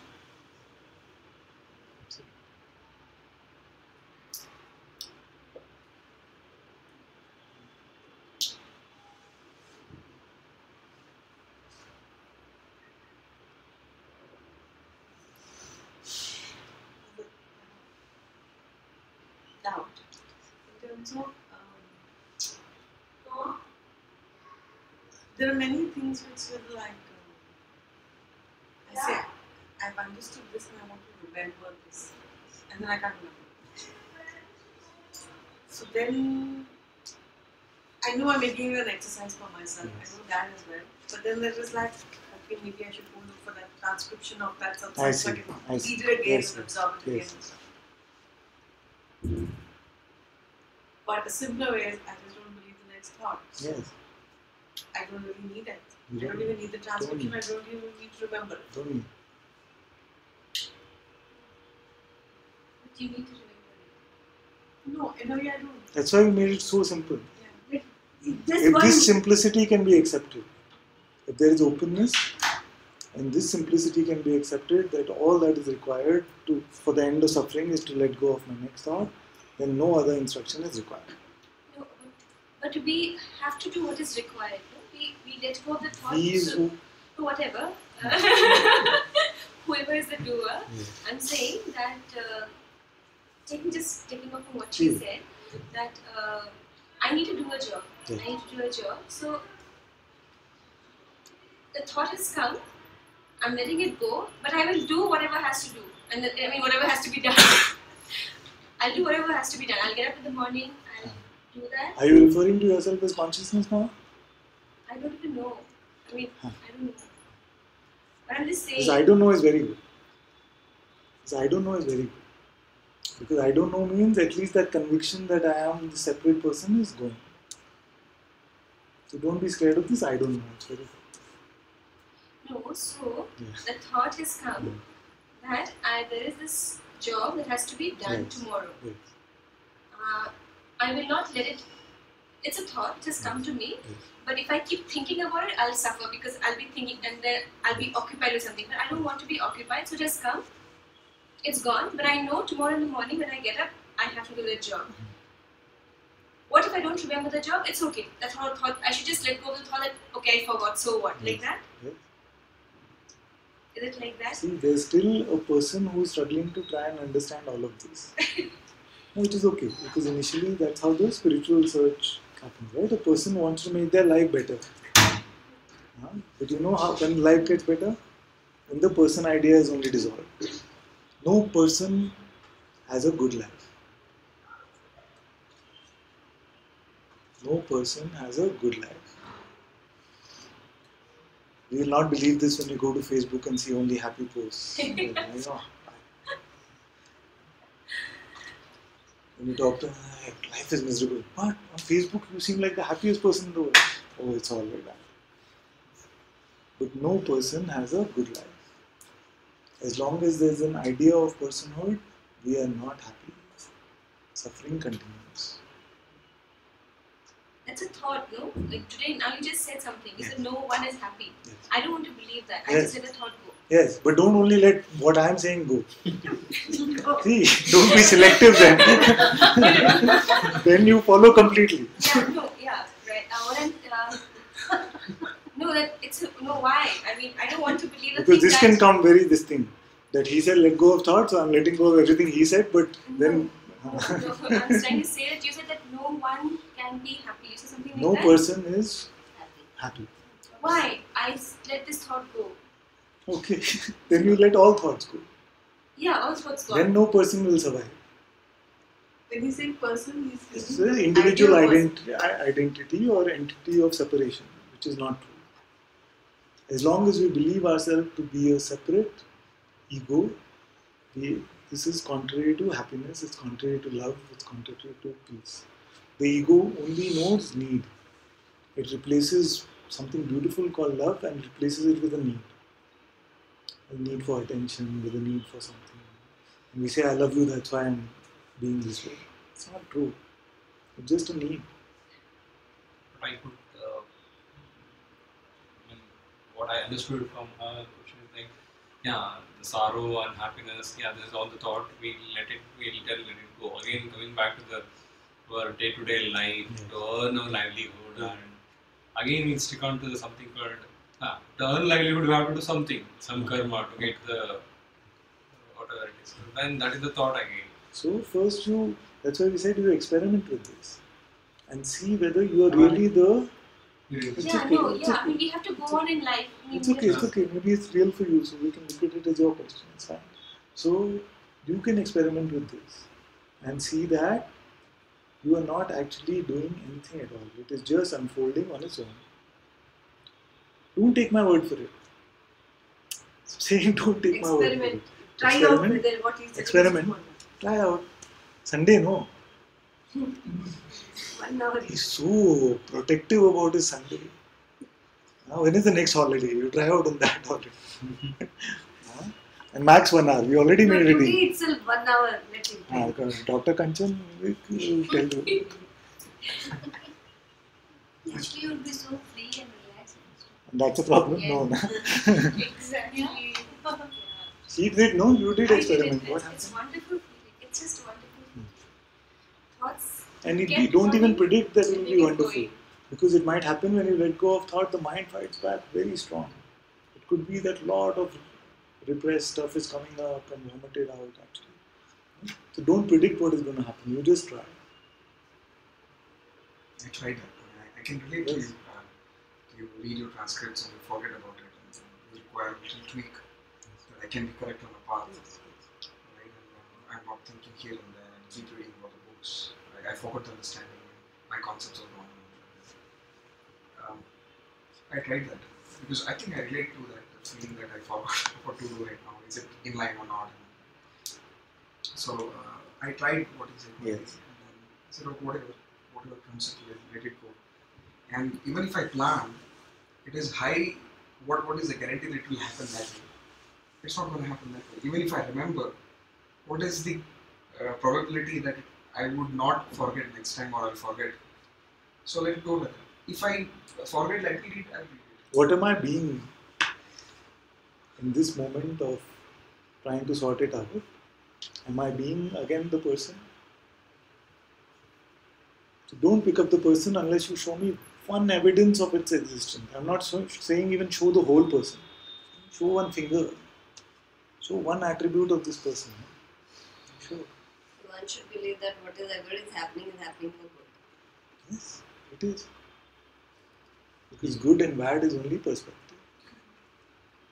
Bad is Only perspective. Perception. when you are very clear that let go of thought and escapism are totally entirely. Yes, yes. Yeah, what? It's entirely different. So you mean decision making is also not? No. It's an illusion. Sorry, Sorry, what but is we should have a step by step, but I just don't believe in that step by step thing. I think if you understand the human face, you see a particular situation, you say, I'll face it, then I'll accept it, I'll deal with it, whatever it is. And then finally, you have to let go of it. And then there's a lot of effort, there's a lot of action. But if you just step back and This look at life. your divine face, then you see everything was happening without much of your effort. There was effortlessness Much, gained. not much. We are too radical for much. Without anything. It was all flowing on its own. I'll give you a funny situation. It Please. seems funny after I look back, but at that moment it was not funny. Yes. I had a class and I'm not prepared. Yes. Not prepared, and I'm worried. It's being recorded. No, but I'm telling you the truth. Yes, yes. I applied what We'll you publish said. this on Facebook. No, I'm just telling you that I applied. I've been applying. The first time you told me that thoughts are not yours, I didn't believe it. And Yes. there's you think a thought. Yes. And I sat on that chair and I could not think. I said, no, when there's a problem, only thought I'll think. Okay, then think of a problem, you said. And still I could not get a Yes. thought. Then I said, no, this is not the place. I'll work it out and come back and Yes. tell you. And I realized that thoughts were just popping up. Nothing. And that there was no, I could not, it was not my creation. It was Yes. just happening. Yes. I just pick up Yes. one thought or the other, and Yes. so I realized. So that part I understood first time. Second time, I came back again sparring with you, Yes. saying that what was it?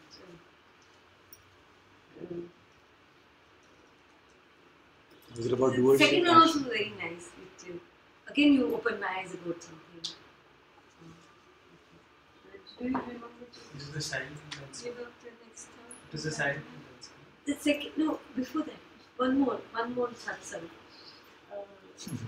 Anyway, I've been working on myself, and the last one which you told was let go of a thought, belief. That belief. A thought can occur, but it's your belief that gives power that gives you the suffering or whatever it is. So I worked it out. That day, fear. Oh God, I'm not prepared. My class will go badly. Don't pick up that thought. Let go of that thought. Just let go of that thought. So I didn't allow myself to get worked up and anxious. So I went on. I said, just do what is now, whatever time is available, just do what you can. I did everything, whatever possible. Inside, otherwise I would get palpitations will start and what will happen. All the worst case situations will come in your mind, and even what I'm able to focus goes out. But that day I was able to keep it aside because I said, don't believe that thought. It's your mind. Just see how it will unfold. You can't believe when I go to the class, nobody in the class. Like my kind of class. Actually, when Satsang started today, we felt it's going to be that kind of stuff. There's a twist. Nobody in the class. I felt bad. I said, what is this? Whole class has bunked my class. You see? I waited and waited. What will others think of me? I said, don't believe that thought. Believe it. So I left. I kept leaving. And then it flashed that I've come at the wrong time to my class. The class was at 2 o'clock. I landed there at 12 o'clock. 12:15 or 12:20. Because I'm still preparing. And then I rushed there. Nobody in the class. And then I realized, oh, my class is at 2 o'clock. I said, thank God. I got 1.5 hours more to do it. So that day went like that. Another day, it was another Saturday. And that day also the class was there. Again, I'm always, my habit is to procrastinate. Keep it for the last moment. Somehow it so happens, things work in such a way, not able to do it in time, not able to prepare it in time. Yeah. If I ask for a show of hands, everybody's hand will go. Yeah.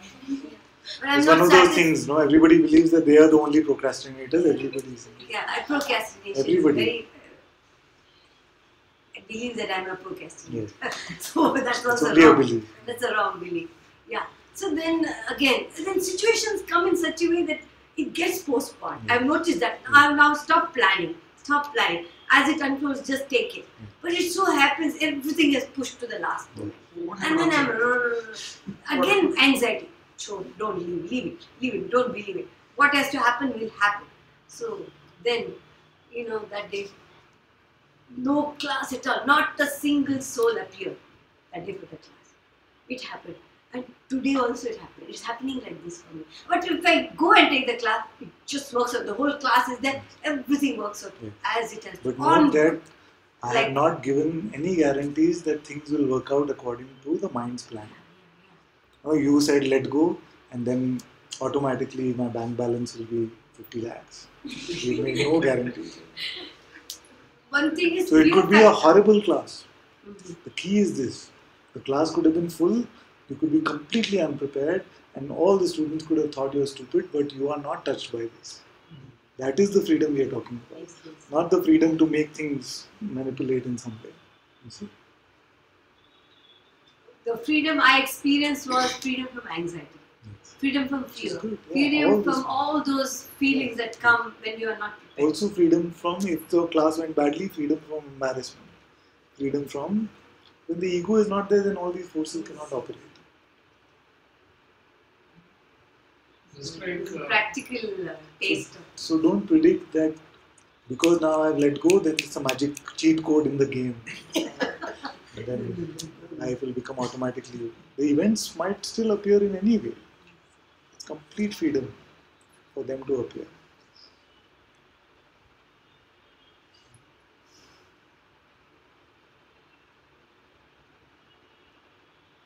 We say don't get attached to it, do your karma. That's it. No, I'm saying find this one who can do something.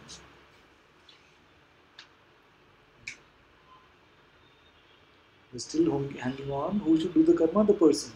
I'm saying, show me this person. I can say, it's a soul or whatever it is. Then A soul, no. What okay, is ego soul? or me. No, Me, I, whatever it is. No, you cannot just put a label and then say, okay, let that go. I want some. It's not that. See, this is a trick. So what happens is we will say, if you go around in this country, most people will say, I am the soul, I know. I am the soul, I am not the body. I am the soul because we learned this concept. But you say, what is this soul? I am not going to let you get away that easy. You can't just label yourself the soul and say, I want to do, as a soul, I want to do all of this. It's not true. Show me the soul. What is the soul? A label actually can be very dangerous. Because we label it and then we don't contemplate it at all. This is typically the issue with many things we speak about. Yeah. Either we are centered, firm about it, or we are in the periphery, roaming around and not knowing what is it. So how to be centered and stuff from this is what I am. Simple way, let go of the next thought. I should create some complicated practice. I can do that. One point I got. I'm not the thinker of thoughts. Yes. That I recognize. And doer Now of I must action? recognize I'm not the doer of action. I'm not yet Recognize come to now that who's understanding. moving those fingers like It's See, automatic. Then who is doing it? Because some people catch you for it. Why are you moving your hands so You are much? not. I know you are not. You know, some people There is when I'm no, expressing. this individual who is doing it just does not exist. Therefore, there is no individual doer of these actions. I have to see it for myself. See now? Who spoke Now I these can words? understand. These are like reflex. We use the word You are reflex. saying all these words. Reflex. Was there a thought that came that I will say this and then you processed it and then you No, said, no. I am answering what you are told in response to what you said. yes, But that response was not pre-planned. yes, It's just coming out. yes. See, that, in that itself the answer is there. That it is just unfolding in this way. But there is something after the word has been said saying it was my words. But And whole fights and relationship issues are because of this. How could you say this to me? Why did you think this? But why did you think this? Yeah. How could you think this is the biggest issue for fights in relationship? It just comes. So next time we can tell him it just. Yeah, when you can't tell what's happening to you, how can you How could you think this is a big issue in the world? Okay, what are you thinking? Then we start observing the thoughts. Yes. So what happens sometimes in satsang is we let go of our thoughts. We're still concerned about our partner's thoughts about us. I mean, my thoughts I'm let go of, but this one should still watch what his thoughts are. Very convenient satsang.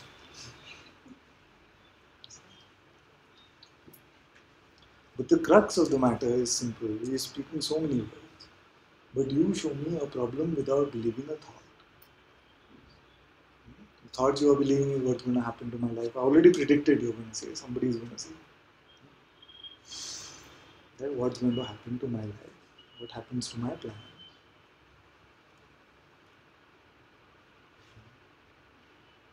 one thing I've observed is none of our plans work. Everything is so unpredictable. So unpredictable. And next moment, I don't know what I'm going to do. I start my car to go somewhere. Suddenly, a phone call comes. Zwick, it goes another place. So, we are not in control of even the next moment. Zwick is example. No, I mean, that's how it is. Yeah. We cannot- No, but it's even more tricky than that. If it was that simple, everybody would have seen it by now. You see, if nothing ever worked, then all of you would have said immediately, yes, what you're saying is true. But it's more tricky than that. We take this example, I'm playing with my daughter. We're playing this game where she's supposed to hit my hand. Okay? So she goes like this, I go zwick, and it goes back. Then she misses. Then, after 3 misses, she loses interest. Then I have to let her win a few times. You see? I have to let her win if I want her interested in the game. So life is going to be like that. Yes, The mind will say, do this, do this. 2 things will not work, 1 will work to keep you interested. Otherwise, all of you will be completely disinterested in following your thoughts. Already by now. It lets you win a few times just to keep the thing alive, you know. मैंने किया, हो सकता है. wonderful. This is You see, it's true like that. Yes, It's not as straightforward as everything fails. If everything fails, then everybody would be in satsang. Not just these 20 people. The whole world, we'll have to take a big hall. See, because otherwise what is happening is everybody there, I will still make it happen. I'm not ready for this yet. That's the usual, for this kind of strong, direct satsang, is this thing. like gambling. Yes. They They make sure think you that win. Gambling is like that. That's what makes them get addicted. They think they'll Otherwise- get in the next round. Otherwise, the dispassion of Ram when the Yoga Vasishtha is starting would be everybody's story. The dispassion of the Buddha. I see no point in my kingdom. I see no point in family. It would be everybody's story. How do you stay untouched when you hear some news? Like let's say in your India's case, it touched everybody, Yes. it's hearts. So how do you look at it? How do you let go of that?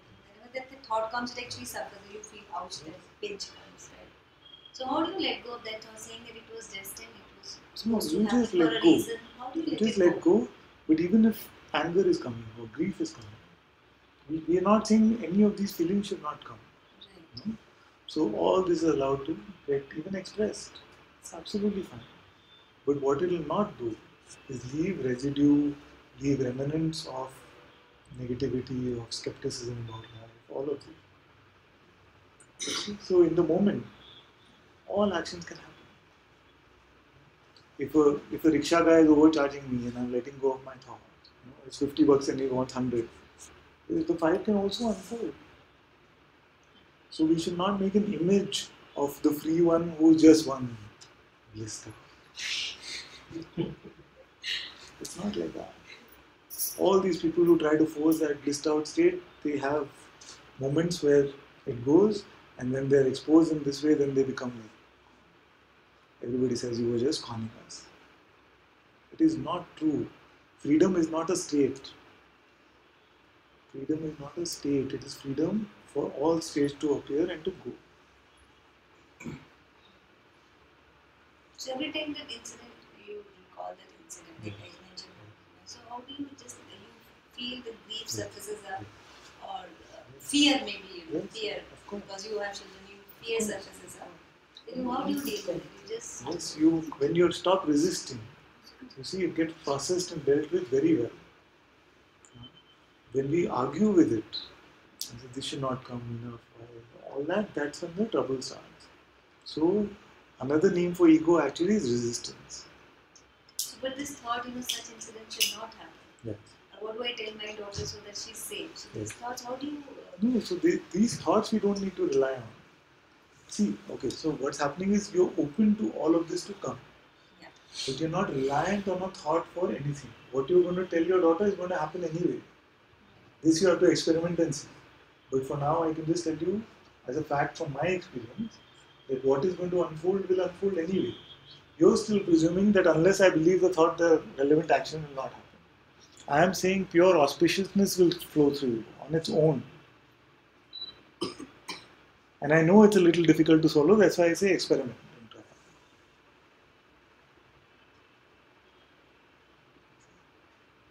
So you mean to say that suppose that this incident which shook the whole country. So mothers are all very disturbed that what we all have daughters, so what's going to happen? So what so that fear. Yes. So you're saying this the mothers need to guide their daughters because they will be doing it anyways. But this thought should not rattle us. You mean to say it rattles, but then it should go. So what I'm saying very simply is that it is about you. Everything is about you. Firstly, when we make it a global thing, when we presume that all these people are here and they're real and all of that. So everything that is appearing for you is about you. Okay, my fear. All right. That the simple instruction still applies. This does not mean that your action will get colored or no action will happen through you because you've let go of thought. What will happen is that you will not suffer.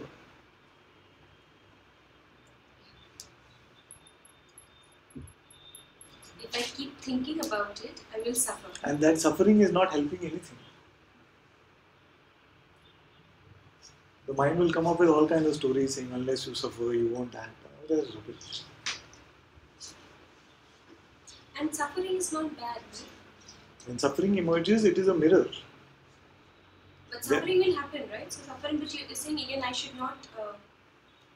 So, I should not become. I don't know what. Okay, in the sense, suffering is not bad. It means the suffering is there, and the, why is I don't suffering know. not bad? Let's look at this. It's true.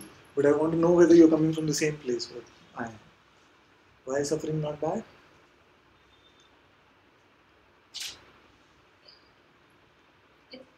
it's there to happen, right? I mean, I don't know.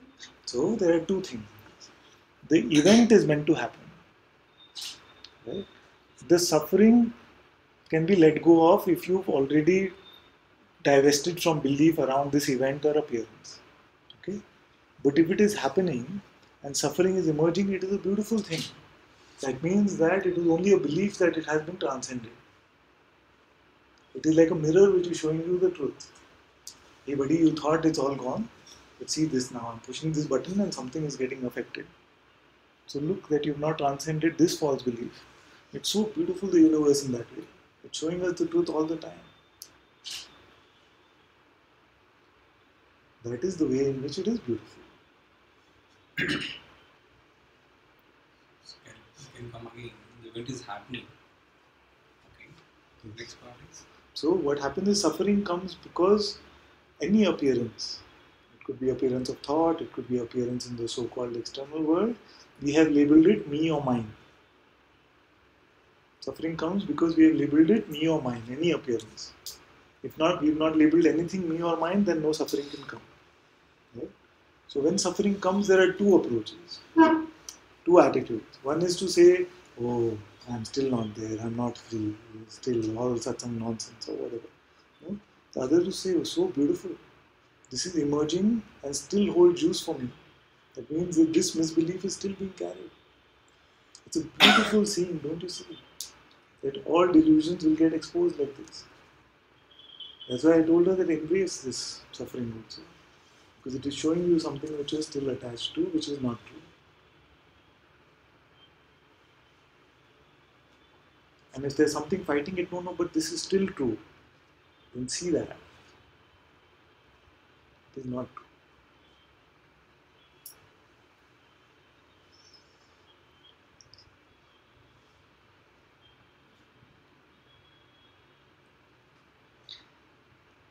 I feel a little contradictory. I mean, Yes. before you said that out of 3 times, 2 times it will work out. Two Now times you could say work out. it will work out for you. What you think, what you plan. No, that I was just saying in the game. It's not a predetermined rule. It could be anything. It could be 100 times you all lose and you come in satsang within the first 15 years of your life.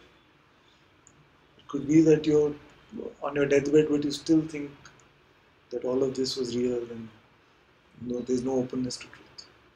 There's no predicting that. I'm saying typically in life, it seems that way, that it lets you win a few times, the ego lets you win a few times so that you can keep buying the delusion. Other side, you say that you can even, I mean, it's the first freedom that you say. You can even identify where are you, where is the stickiness is there. Yes. So it is based on your perspective. So if I want to perpetuate the personal identity, then everything that is appearing for me can be used to perpetuate this misidentity. This is happening, see, I got this house, it was my plan, this house came. Yes. I wanted this job and this came. I wanted this Mac and this came. I worked hard and the money, I earned it and it came. This is the voice of the person. Right? The other is to say, when you really want freedom in your heart, then that openness will also come to see it just flowing, it's all happening on its own. See? So this world is a two-sided classroom. Based on what you want to play with the person idea, it gives you all the fodder for that. You get more and more egoistic, Or if you realize that this is not working, this person thing is just not working, all it ultimately leads to is suffering and misery, and you're open to truth, then you will find that the events which come, all opening up to, the same events could actually open out based on our perspective. Because we look at suffering and we say, okay, this idea is still here. Second question. Still, I'm not able to understand that. You say, I mean, it didn't happen. It didn't happen. I can't explain it. And see the one who's...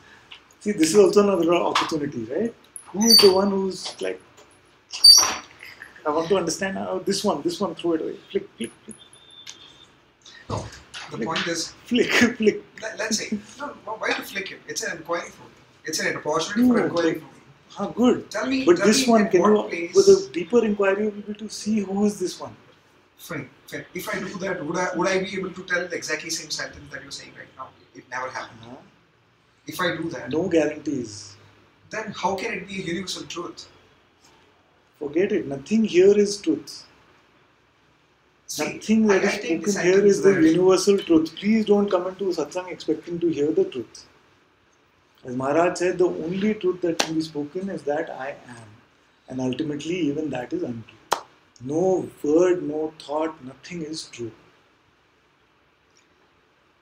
How can I ask questions if you... No, the point was... Still ask, we're still playing. It's okay. But, I mean, I give you complete freedom to ask your question. You give me complete freedom to answer what comes up. No, but I felt that you didn't understand my question. Okay, I'll understand now. How should I explain it? Yes. If I explain something, you say everything is you, everything is me, then that this question would have not come. I've been Advaita policing you. You cannot talk Advaita in your language. You have to be Dvaitic language. Okay. So that's why I Fine. can ask questions. That was urgent question that I asked. I mean, I should come and ask questions rather than listen, right? So I'm asking questions. The question is... Did we have that rule in the... No, anyway, there's no rule. Then, I mean, what should I do? Tell me, I'll go to some other guy and ask questions. Because my questions are No, you have important. every right to ask a question. Ask, but I'm enjoying this play of I this don't one who's understand. getting When I ask frustrated. questions, you say, no, everything is one. Then how should I ask very... I've never said that. I'm sorry for being excited. It's But very good. the point This confrontation I look forward to. I feel suffocating sometimes. Yes, this one must feel suffocated and die. Anyway, Sorry, I'm I mean- being strong here sometimes first No, I time mean, also. I'll take time. But the No. point is, tell me one thing. Ah, How did you tell it is not, it never happened? because that is the insight which came to me.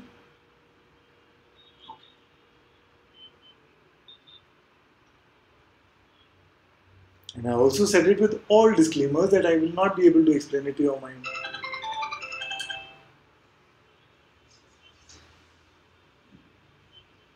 And that's why we also had this menu, right? We had this menu of options to choose from. Entertainment you want, transcending you want free, you want to experience love you want transcend the falls you want. Pick whatever you want, but you want to pick that. Because it appealed to me. Why? Because Yes. I felt it. Because there is a part of you which knows it to be true. But the mind is rebelling against it, wants it now. See? So what is the problem with that? Yes. There is no problem in that. But I have no words to tell you this. It has to be an insight which comes from you. Tell me a way that I can get this insight. There is no way that I can walk the mind through this. There is no mind. If there was none, then there was no problem. Then what do you expect? People to just come and sit, no questions? I never said that. Tell me one thing. I mean, mind will come. It will come. Questions will come. Doubt will come. But you just said And no, if you there say, is no mind. And no, I mean, what I mean to say, don't catch my words. Intentions are important. So what I ask is, if I come here, and no, I don't ask questions because But questions. I didn't say that. Questions is because of mind. Question because mind has confusion. That's why there is a doubt. There is a doubt. Hence I'm here. Yes. And hence I'm here. I need to clear my doubts. When I ask doubts, it's all mind. No, I didn't say that. I only said that this particular one, which is this insight which none of this ever happened, this one I cannot explain it to you. Got it. I got it. Then That's no problem. No, but it's a general way. I mean, I'm asking in a general flow of that I come and see and experience. Mind will never, it will never go. I think if I'm on a deathbed tomorrow, mind will still come up and go. But I get your point that everything will come. And that's the beauty of nature, that in this moment there will be infinite probabilities of any thought to come. And you allow that, that's a freedom. I understand that point. But Still there is some stickiness, and I come here to clarify that. Yeah. And when I try to clarify that, there is nothing, everything is one. Yes. How should I take that? I am confronting on that level. Please. I'm being open to You that. must. You must. Because many don't do this. Many feel this sense of discomfort, suffocation, like, but they don't vomit it out like this. You know? And then they stop showing up for satsang. So I would much rather that you come, and I know that eventually the last person which is clawing over there, no, on the cliff it is hanging, it'll have this kind of only, it'll attack. So somebody, you know the story, somebody came to Muti and said, I thought of you this morning, or I saw you spilled a cup of tea on your face. It's very good. No, I mean, Don't it's worry. meant to be confronted, but I wasn't confronting. It is very good. And I'm not going to stop coming. You. So this is very good. What I want to tell you is that this one who is feeling frustrated is not you. Who is witnessing this one playing out like this? Exactly my question was, so what should I do? I should live with my confusion? Answer this question. Or should I ask? I have never stopped anyone from asking a single question. Then answer would be, see who has this confusion. So confusion is about If you content. already know the answer, then you don't need to ask. Okay, let's make this rule. If you already know the answer, then you don't need to ask. This point No. This is important. Because if we are saying that my question is going to be this and I want your answer only to be this, No. then I cannot See, operate. again, there is a little confusion. My point is, I'm framing words because you will catch words sometime. That's a good one. It's my experience. So Please. I have a doubt, Yes. and I ask you Yes. about all spirituality, non-duality, duality. Yes. I have a doubt, and there may be a stickiness with it, Yes. and hence I'm asking question. Yes. There is no expectation about the way or approach, tone, word, anything about from you. Yes. It's like total surrender asking question. Yes. At least I do that. Yes. I surrender my, Yes. tell me what to do. Yes.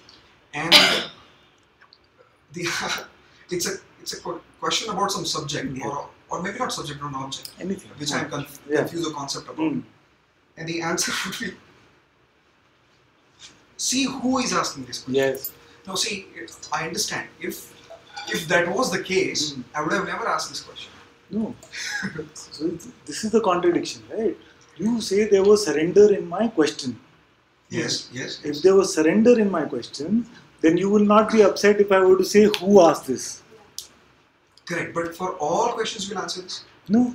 Then Only to you. normally all questions I have seen are the same. Surrender similar would mean that I have some faith in what is here. Okay. Right? And if the answers to me seem like they're coming from Advaita Sheriff, then it is meant to play that way. And if it bothers you, it is very good. Because now you've told me you'll not stop coming to satsang, so I can say this. If it bothers you, it is very good. Because what needs to get exposed is this one which is getting bothered. If I were to just spoon feed you exactly the question and answers which you want, then it's not helpful. No. Okay. Huh? Yeah, that's right. I Because understand that point. no but answer has any value. All that we are doing in satsang is to expose this one who is frustrated. I don't expect answers, but all answers will be one thing. No? Then what I ask, it should be an objective question. See, I understand that. Who is setting this rule? Right? No. See, I mean, you'd go and talk to a doctor. Sir, I have a fever. Yes. Doctor will say, see the guy who is having this fever. Yes. Don't take the medicine. Yeah. What will happen to that? You have to give. That is the symptomatic- point. That is why you don't symptomatic- go to doctor for these problems. No. See, if you I'm completely with you. You feel I'm not listening to you, but I'm listening to you completely. I don't You understand. said if I go to doctor and I say my leg is paining, and you go and say who's the one whose leg is paining. No doctor will talk like that. It'll be completely stupid. That's why you have to come to satsang. No, it's an example that I was giving. No, Exactly. actually, It's if I also come in to the you- example only I'm answering. You see, Alright. You don't want the generalized answer. You want the answer for I the got particular it. I question. got it. So what happens is I want you to confront this one. Okay, I'll give an example of. This is the pointing. See, It's okay. I am enjoying. It's good. No. See, if I go to Ramana Maharshi, and Ramana, I take If his you go answer. to Ramana Maharishi, Okay, if I go to Ramana Maharishi's book and I read will it, say I catch his words. It's true. Somehow it happens with you like this. What to do? because I think I get irritated by that. That's Yeah, why it is it's happening. very good. Irritation needs to surface. So it's okay if you get irritated. I get irritated. I know. Very good. After some time, I It's enjoy not it. okay. It's very good. So if I go to this book Yes. and read, I Yeah. won't go to this book. This I'll book buy appears and in read and it. pages. I'll explain everything now. So I go to index and read some pages and according to my questions I have. Yes. A person asks a question and he explains. I'm not saying you follow the same trait, but he says, I mean, like karma.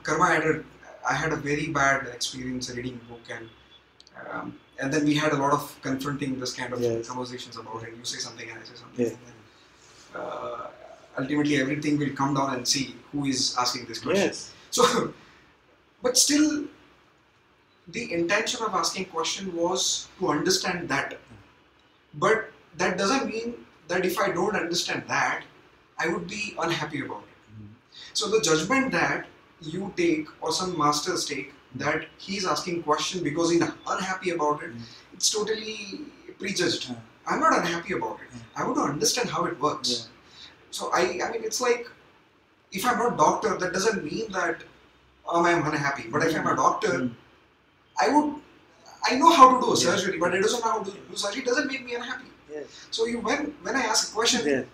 the understanding that has been taken is I'm unhappy Yeah. since I am asking questions. Not like that. All our Because I conversations. think you are a much better person in some aspects to answer my In questions. all our conversations, I don't think I've ever told you that you are unhappy about this. But I'm very happy that this is coming up. See to that I- question even that now. who is asking this question. Come on, sir. I mean, I'm asking about something else and you're pointing Yes, something else. yes, because my intent is not to answer your question about something. My intent is not to answer your question about And I something. take it that you don't know about it. No, Then what should I do? I My ask a question intent. about karma. I Yes. answer about. I should expect no, answer about karma. And No. you take me. Who is asking this No. question? So See, this is the problem. This is the problem. You are asking from a perspective that I already know who I am, and I have this general interest in the topic of karma. So can you explain the karma topic to me? That is not the conversation we want to have in satsang. okay, then maybe okay. See? Okay. But my answer... Isn't that an expectation of expectation of satsang? No? Then anybody can ask any question. Yes. Then why did you say right now that it is not the intent of any satsang? See, anybody can ask any question. Did I say, but I have to answer exactly what the person wants? No, I didn't say that. I Exactly. said the question in the language asked should be answered in the same way. Why? Because the question is about the subject. This is what I said. I give you complete freedom to ask whatever you want. Right. But you have to give me complete freedom to answer whatever I want. Absolutely. What's the confusion? There is no confusion about it. Then when you say that it has to be pertaining to the same thing, or it has to be in the same way, or referring to the same topic, that rule I cannot comply with. No, that's not even. I mean, I don't expect that. But Yes. in generality, everything. Please may I intervene? Please may I intervene? Okay. If you have asked a scholarly answer for a question, you want a scholarly answer, you can as well go to a book. You have come here to know the truth.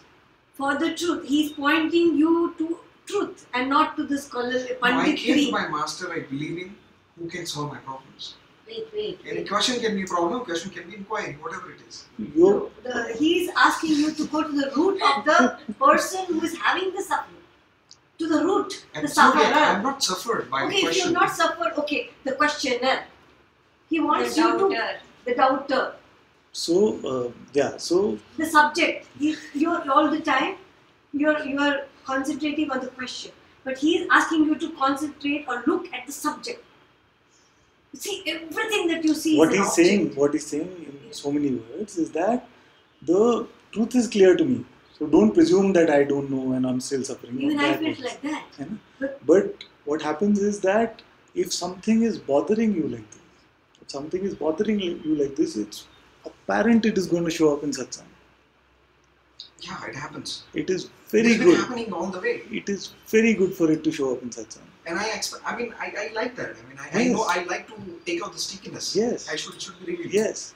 Yeah. But your expectation or the expectation of this one who was speaking a while ago is that if I answer a question about karma, then your answer should be about karma. Then who is the teacher and who's the taught? Then I should learn from you how I should answer the question.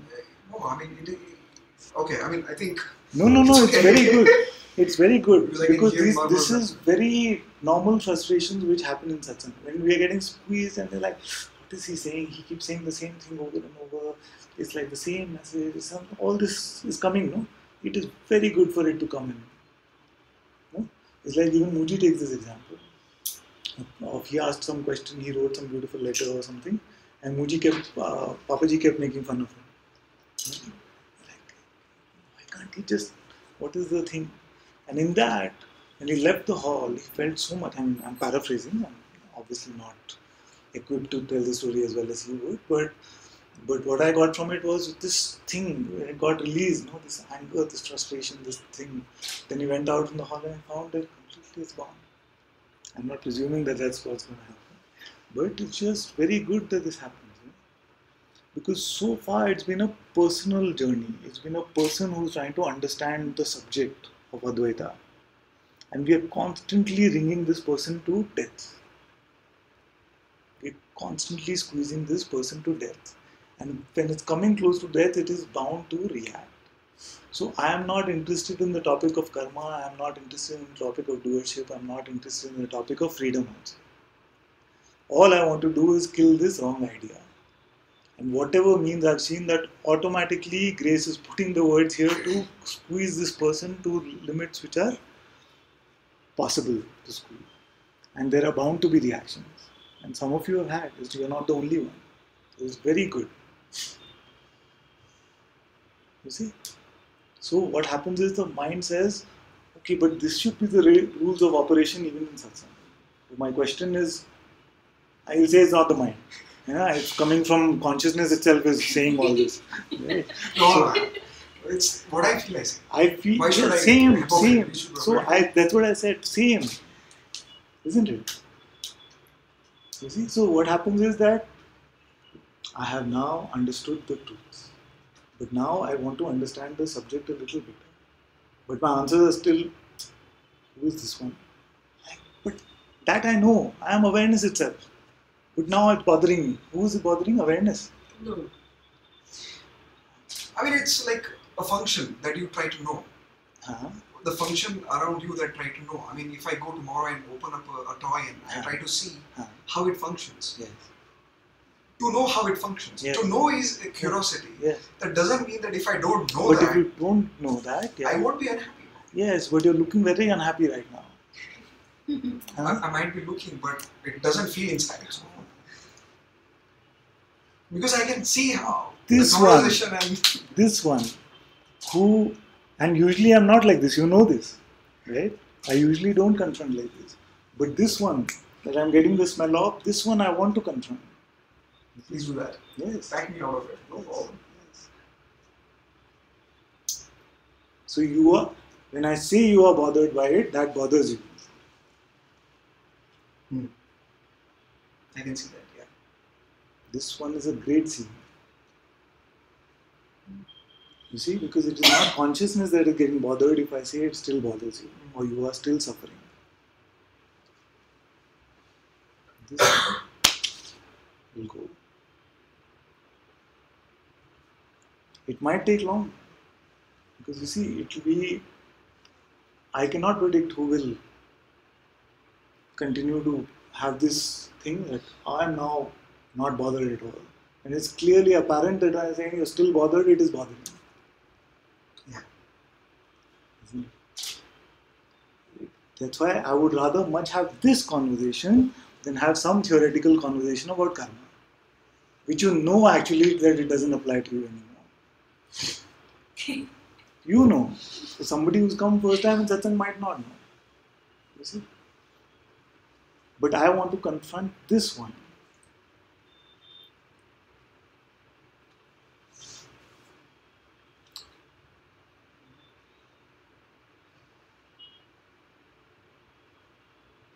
This Very even, good. Ananta, in the last satsang you said, even I had a lot of spiritual ego when I went to the master. Yes. And that hit me really hard. Yes. Because I've also come from various systems and I know a little bit. And this is the one thing which really comes out at the last, and it's a very, very thin strand. Yes. And it really affects you. And when you hear new things, and what am I hearing? It is very, and I have been deluded by this spiritual ego for a long time. And that's why when it comes up, there's nothing but a chop for it. You cannot be compassionate towards it. You see? And the one that is getting, he's not talking, this is not me. He's not talking about me. No, it's an uncomfortable situation.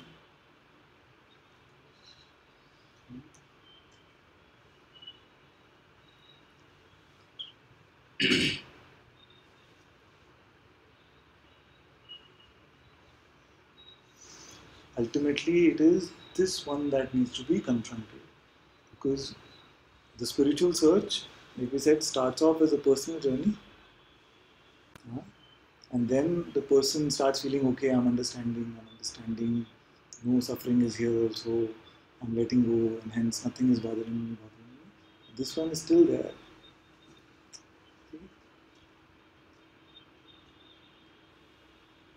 And this one will say all fancy things like, I say with a sense of surrender. But then surrender does not mean that. Surrender means, okay, whatever will be, will be. Then who would react to the words of what the teacher is saying?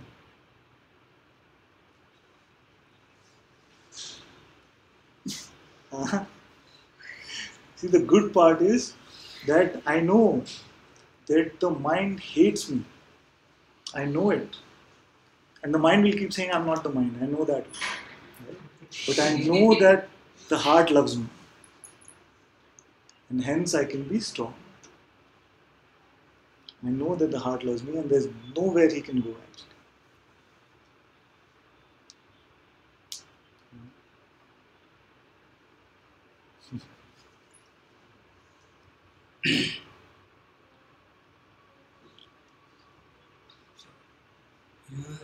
As I said earlier, you What time recognize are or we? you identify yourself with either a name or a qualification or Yes.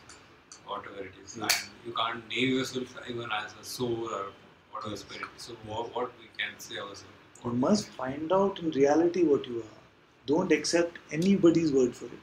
Don't even accept my word for it. You see? You are not giving an identity of even the soul, even the I am, name. yes, because all these are just labels. Labels, no. Soul, have you seen soul? It's just label. So don't label anything till you see it for yourself to be true. Okay. That is true inquiry, that is real investigation.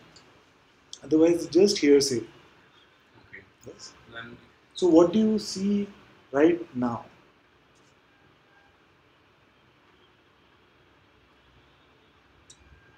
again we are attached to body and all the things. Right now.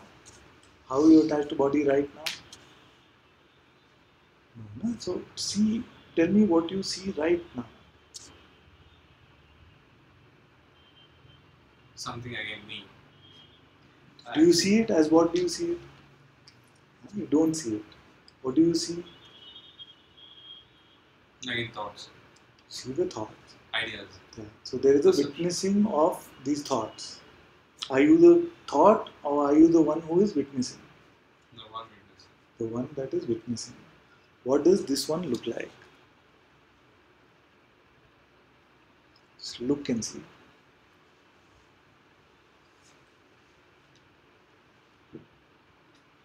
The one that is witnessing this external world, the thoughts, the body, the emotion.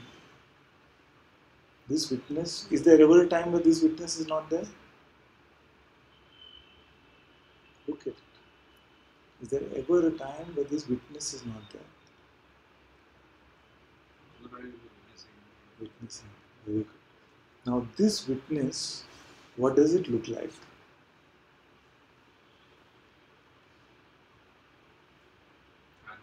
I mean, I have no answer. This we must see, no? Because we feel we are the witness, isn't it? We feel we are the witness or no? You can look and say this also. Are you the witness or is the witness separate from you? Again, I say it's me. Who is But do you see witnessing this? Don't rely on a mind's answer.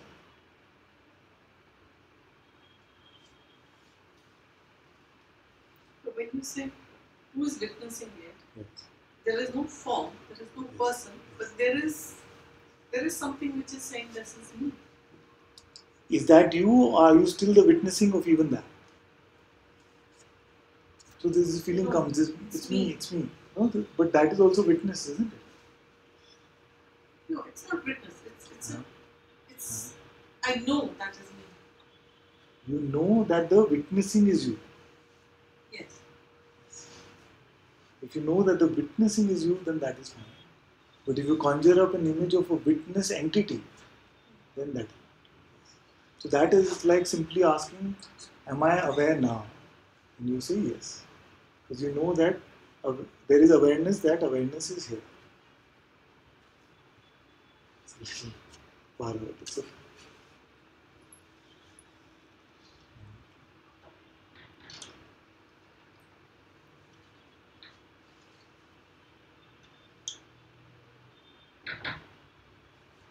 Okay, we've completely ignored all the chat, so let me just try and catch up on that.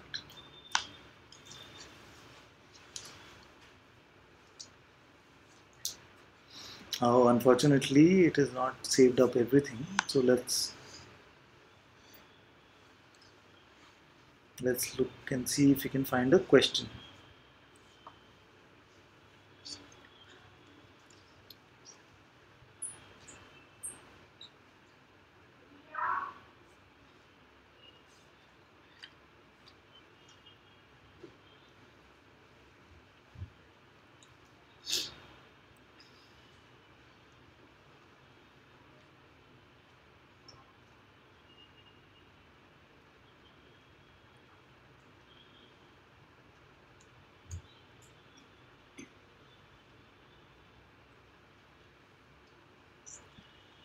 I don't see a question, but if there is one, you can type it again. And we can have a look.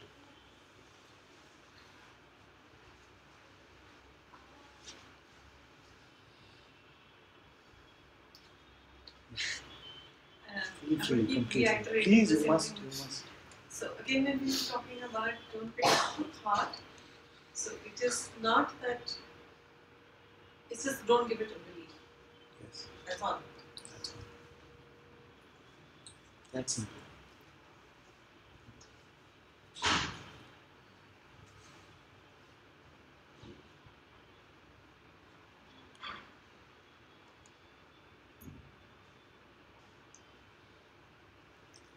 I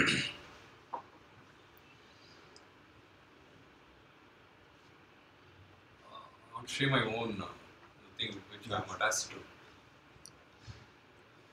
If it is just giving, let the go thought, giving like just the go thoughts go. We since beginning when I started my medicine career, MBBS started, and then I had some plan like let me become a surgeon. Then I shifted over to pediatrician, then to dermatologist. Then I ended with radiology. Just I want to earn and serve the society, and I fixed for that. I think that was a non-realistic or non-diplomatic, whatever it is. I was not ignorant about some part of that discipline. So I wanted to earn more through this discipline, serving in the working in that discipline, and after getting the money, let me serve the poor people, needy people. That was my motto. So I put my everything. It was my passion. I was breathing that word called radiology. And I got into the radiology. When I came to know the reality. I earlier said I was little unaware of the negative or disadvantages of that department. Also, I'm feeling like for my skills, like I have a very good. I have a whether it's a delusion or illusion. That is the truth. I have something called I can communicate very well with the people. I have a good rapport and I convince the people and I can feel the pain. I mean, it's not let's go. It's not let's not go. It's real pain, whatever the physical pain or the financial need, the logical need. So I can feel that I can convince them. I can give something. I can be a good healer. Those kind of thoughts are emerging. And I think that not only thought, that is the truth. I believe that is the truth. So now it's like I'm killing my time in this department, I mean, in this discipline, particular discipline. And I'm neither here nor there. So what shall I do?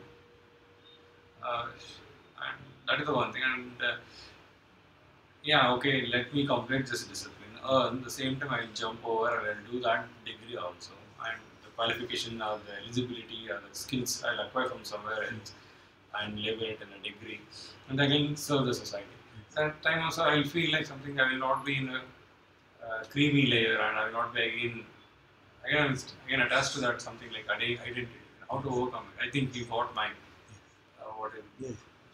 So, life seems to have put you in some situation, conflict. So, what I can say at a practical level is don't force a decision until it is completely clear in your heart that this is the next step I must take. Until it is completely clear that this is the next step I must take, don't force anything. Don't force yourself to decide.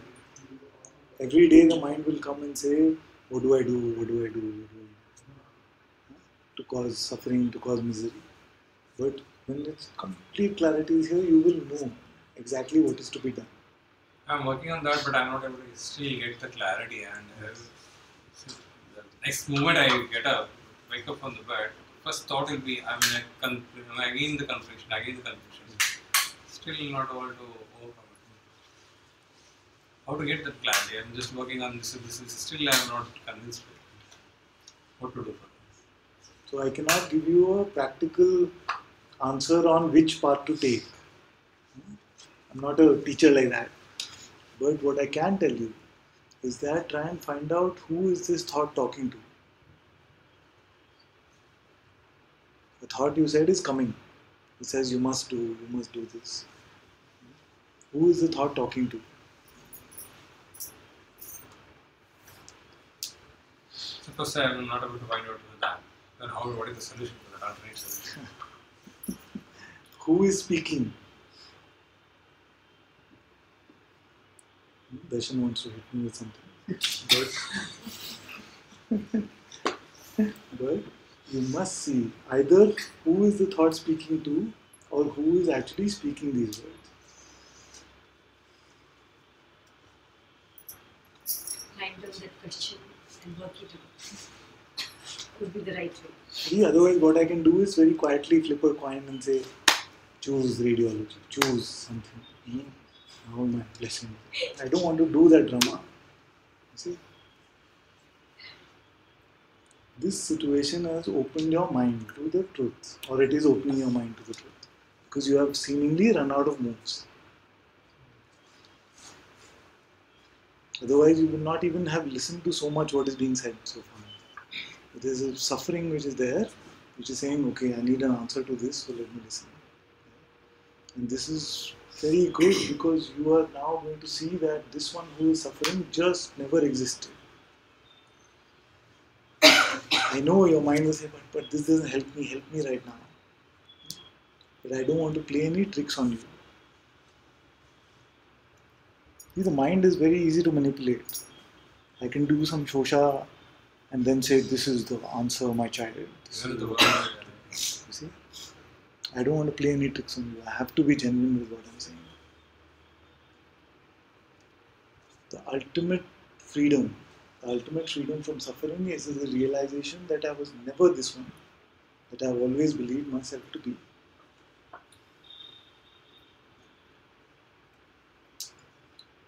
Okay, that is the thing. If I say that is not me who is suffering, that is not me who is convincing me. You can't force it like this by repeating some other thoughts now. It's like some people come and they say, I used to believe I'm a person, but now I'm God. They've replaced one concept with another concept. It has to be your experience. You have to see this to be true. So far you have believed that the sun rises from the west. And I am saying the sun rises from the east. You always believed that I am a person. I am saying that there was never any person here. So what do you need to do? By repeating I'm not a person, it's not going to help. You have to check. Next morning when you wake up, you have to wake up early and see where the sun is coming from. So when we are doing the inquiry, we are saying, are you this body? Are you the thoughts? Are you the feelings? You say, no, I'm not this, because this is just appearing in front of me. But there is a witness of all of this. And I cannot separate myself from this witnessing. And I cannot find any sense of a person here. Then we realize that we've been running on this, making this person happy, but this person can never be happy because it just never existed. It's only an idea.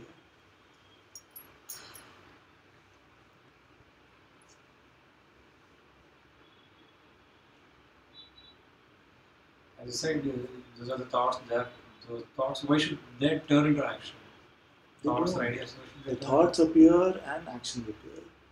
We take credit for either of them. Are we make the thoughts into action, turn into action for our need? Who is the one who takes the thought and makes it an action? Can you show me? It does not exist. Just the same way in which you are seeing, most people very quickly are able to see thoughts are popping up. But when we say it about action, it seems like no, Very tough. I'm still the doer. Yes. Because one of the strongest legs for the ego is this concept of doership. I must be a doer. Without having something to do, the ego cannot survive very long.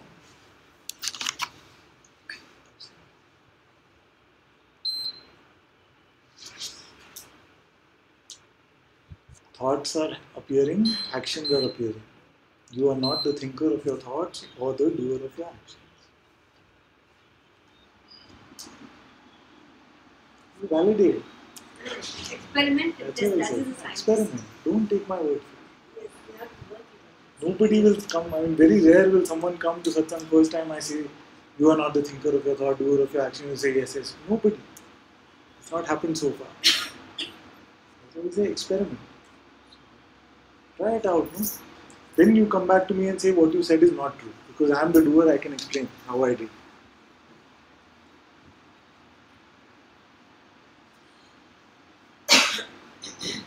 So now it seems like this is what is appearing in front of you.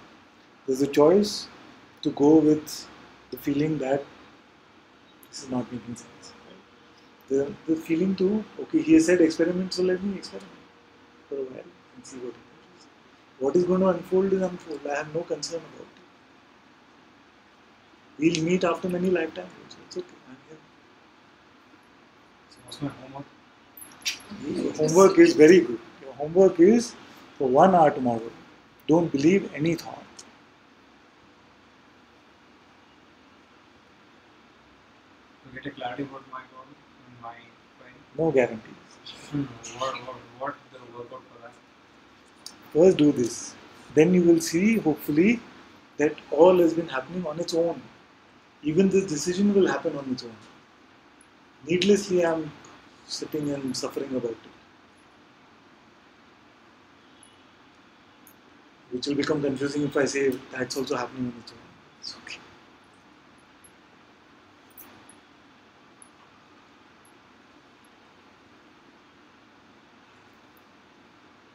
Yeah.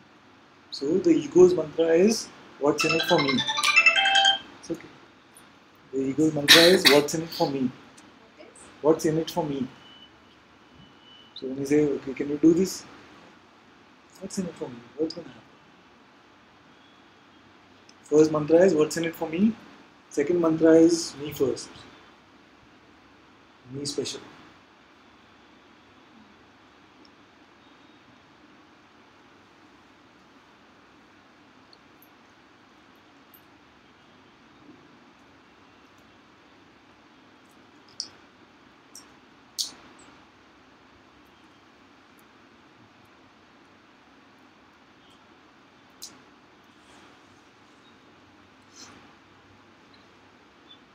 Ustreamer 621 asks a question.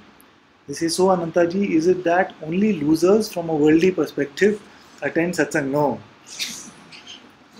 Because they say as repeated losing in the game of life brings one to satsang. It can appear that way.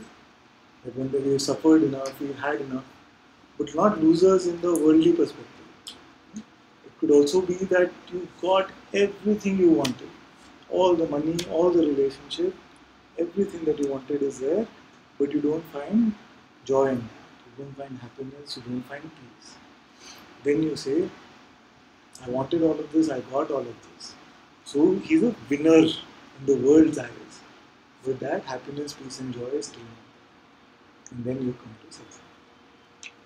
Doesn't mean people who don't have joy and peace in actual life will come Yes, to success. you can say like that. You can say that. Maybe suffering in some way. Same thing. So if joy and peace are not there, means there's suffering in those. I didn't get this. You said people who are not happy, do not have joy, come to satsang. Or they find something missing, something is not there. But I don't think that somebody might like to experience that. Yes. Even if they're satisfied, they want to know or they want to experience that. Want How to it be is more about. that suffering See, is. what happens is in a direct satsang like this, which is very torture for the ego actually. That's why I really appreciate somebody who comes to satsang for the second time.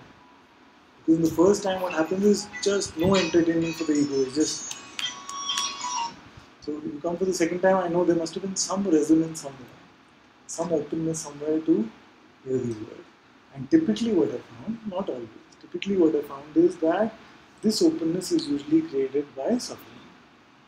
If I've had enough of some life situation or something, not able to figure out something, then that openness is there. If it is just like curiosity, then I rarely find that being coming back. It is just a curiosity, you've been to many places, you want to get some new experience and all of that, then most likely those do not come back to satsang. And it's just a mere curiosity. I've not had much traction with those. Let's put it that way.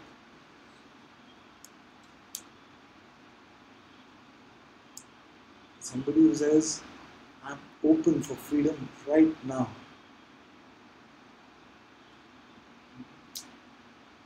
Chop off my head.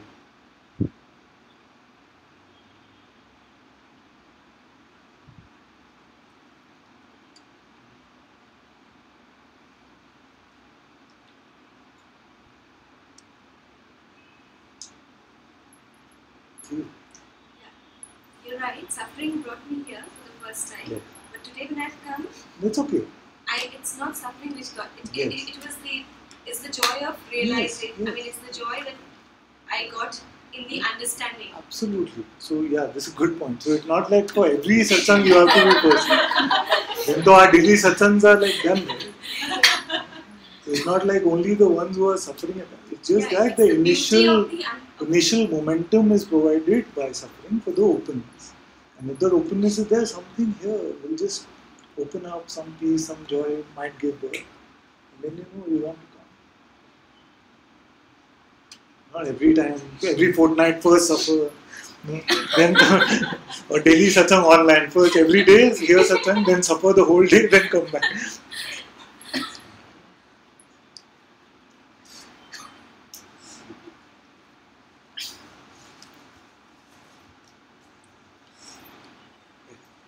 Question on how to deal with the situation. So sometimes my husband and my daughter, Right.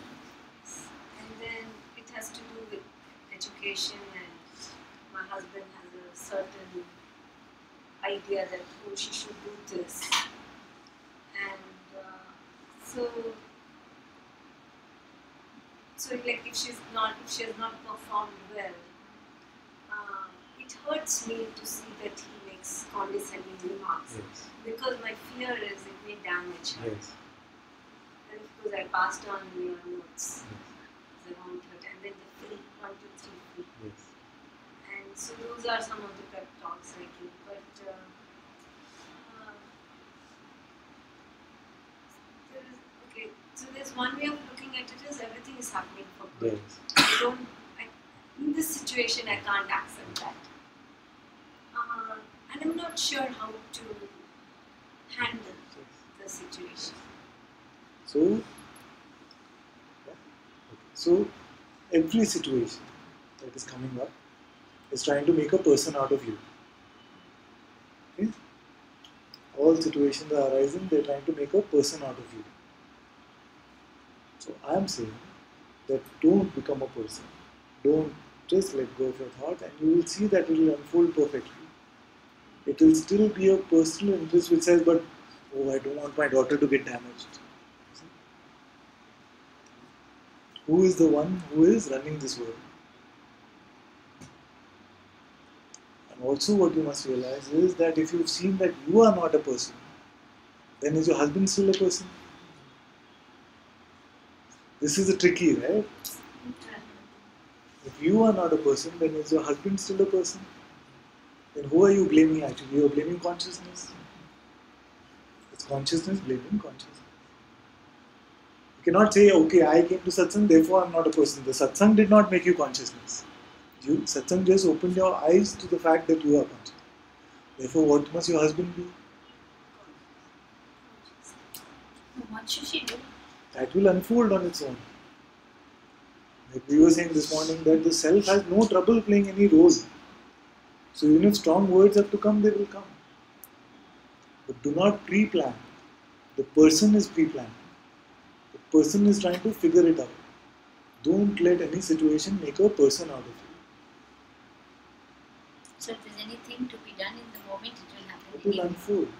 It has been a great unfolding only so far. The only that a person has been there taking credit or blame, whichever way it's gone.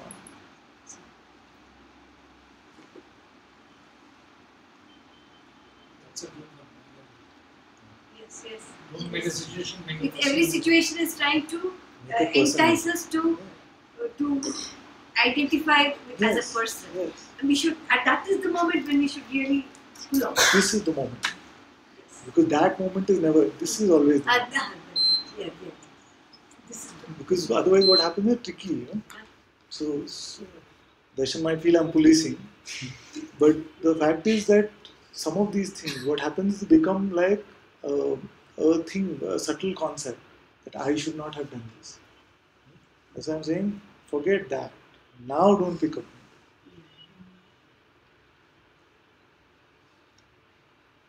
beautiful point, because we tend to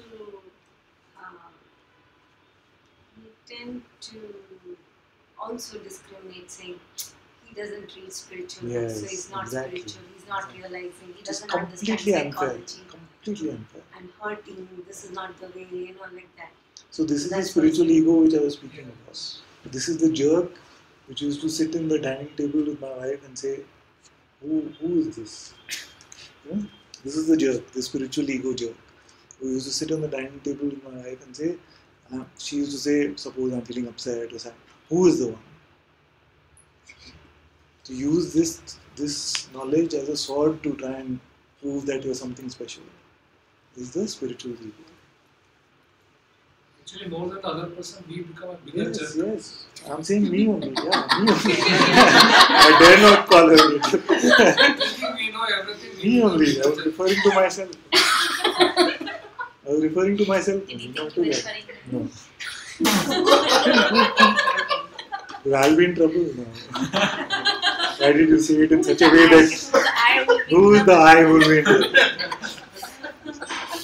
So when you say knock off the head, the knock off the head, top of the head of the Yeah. person. So You top mean of let go of your thought. top of the head. You mean let go of your thought. That's right. How is that? Now you're painting something. So it is at every moment chop off.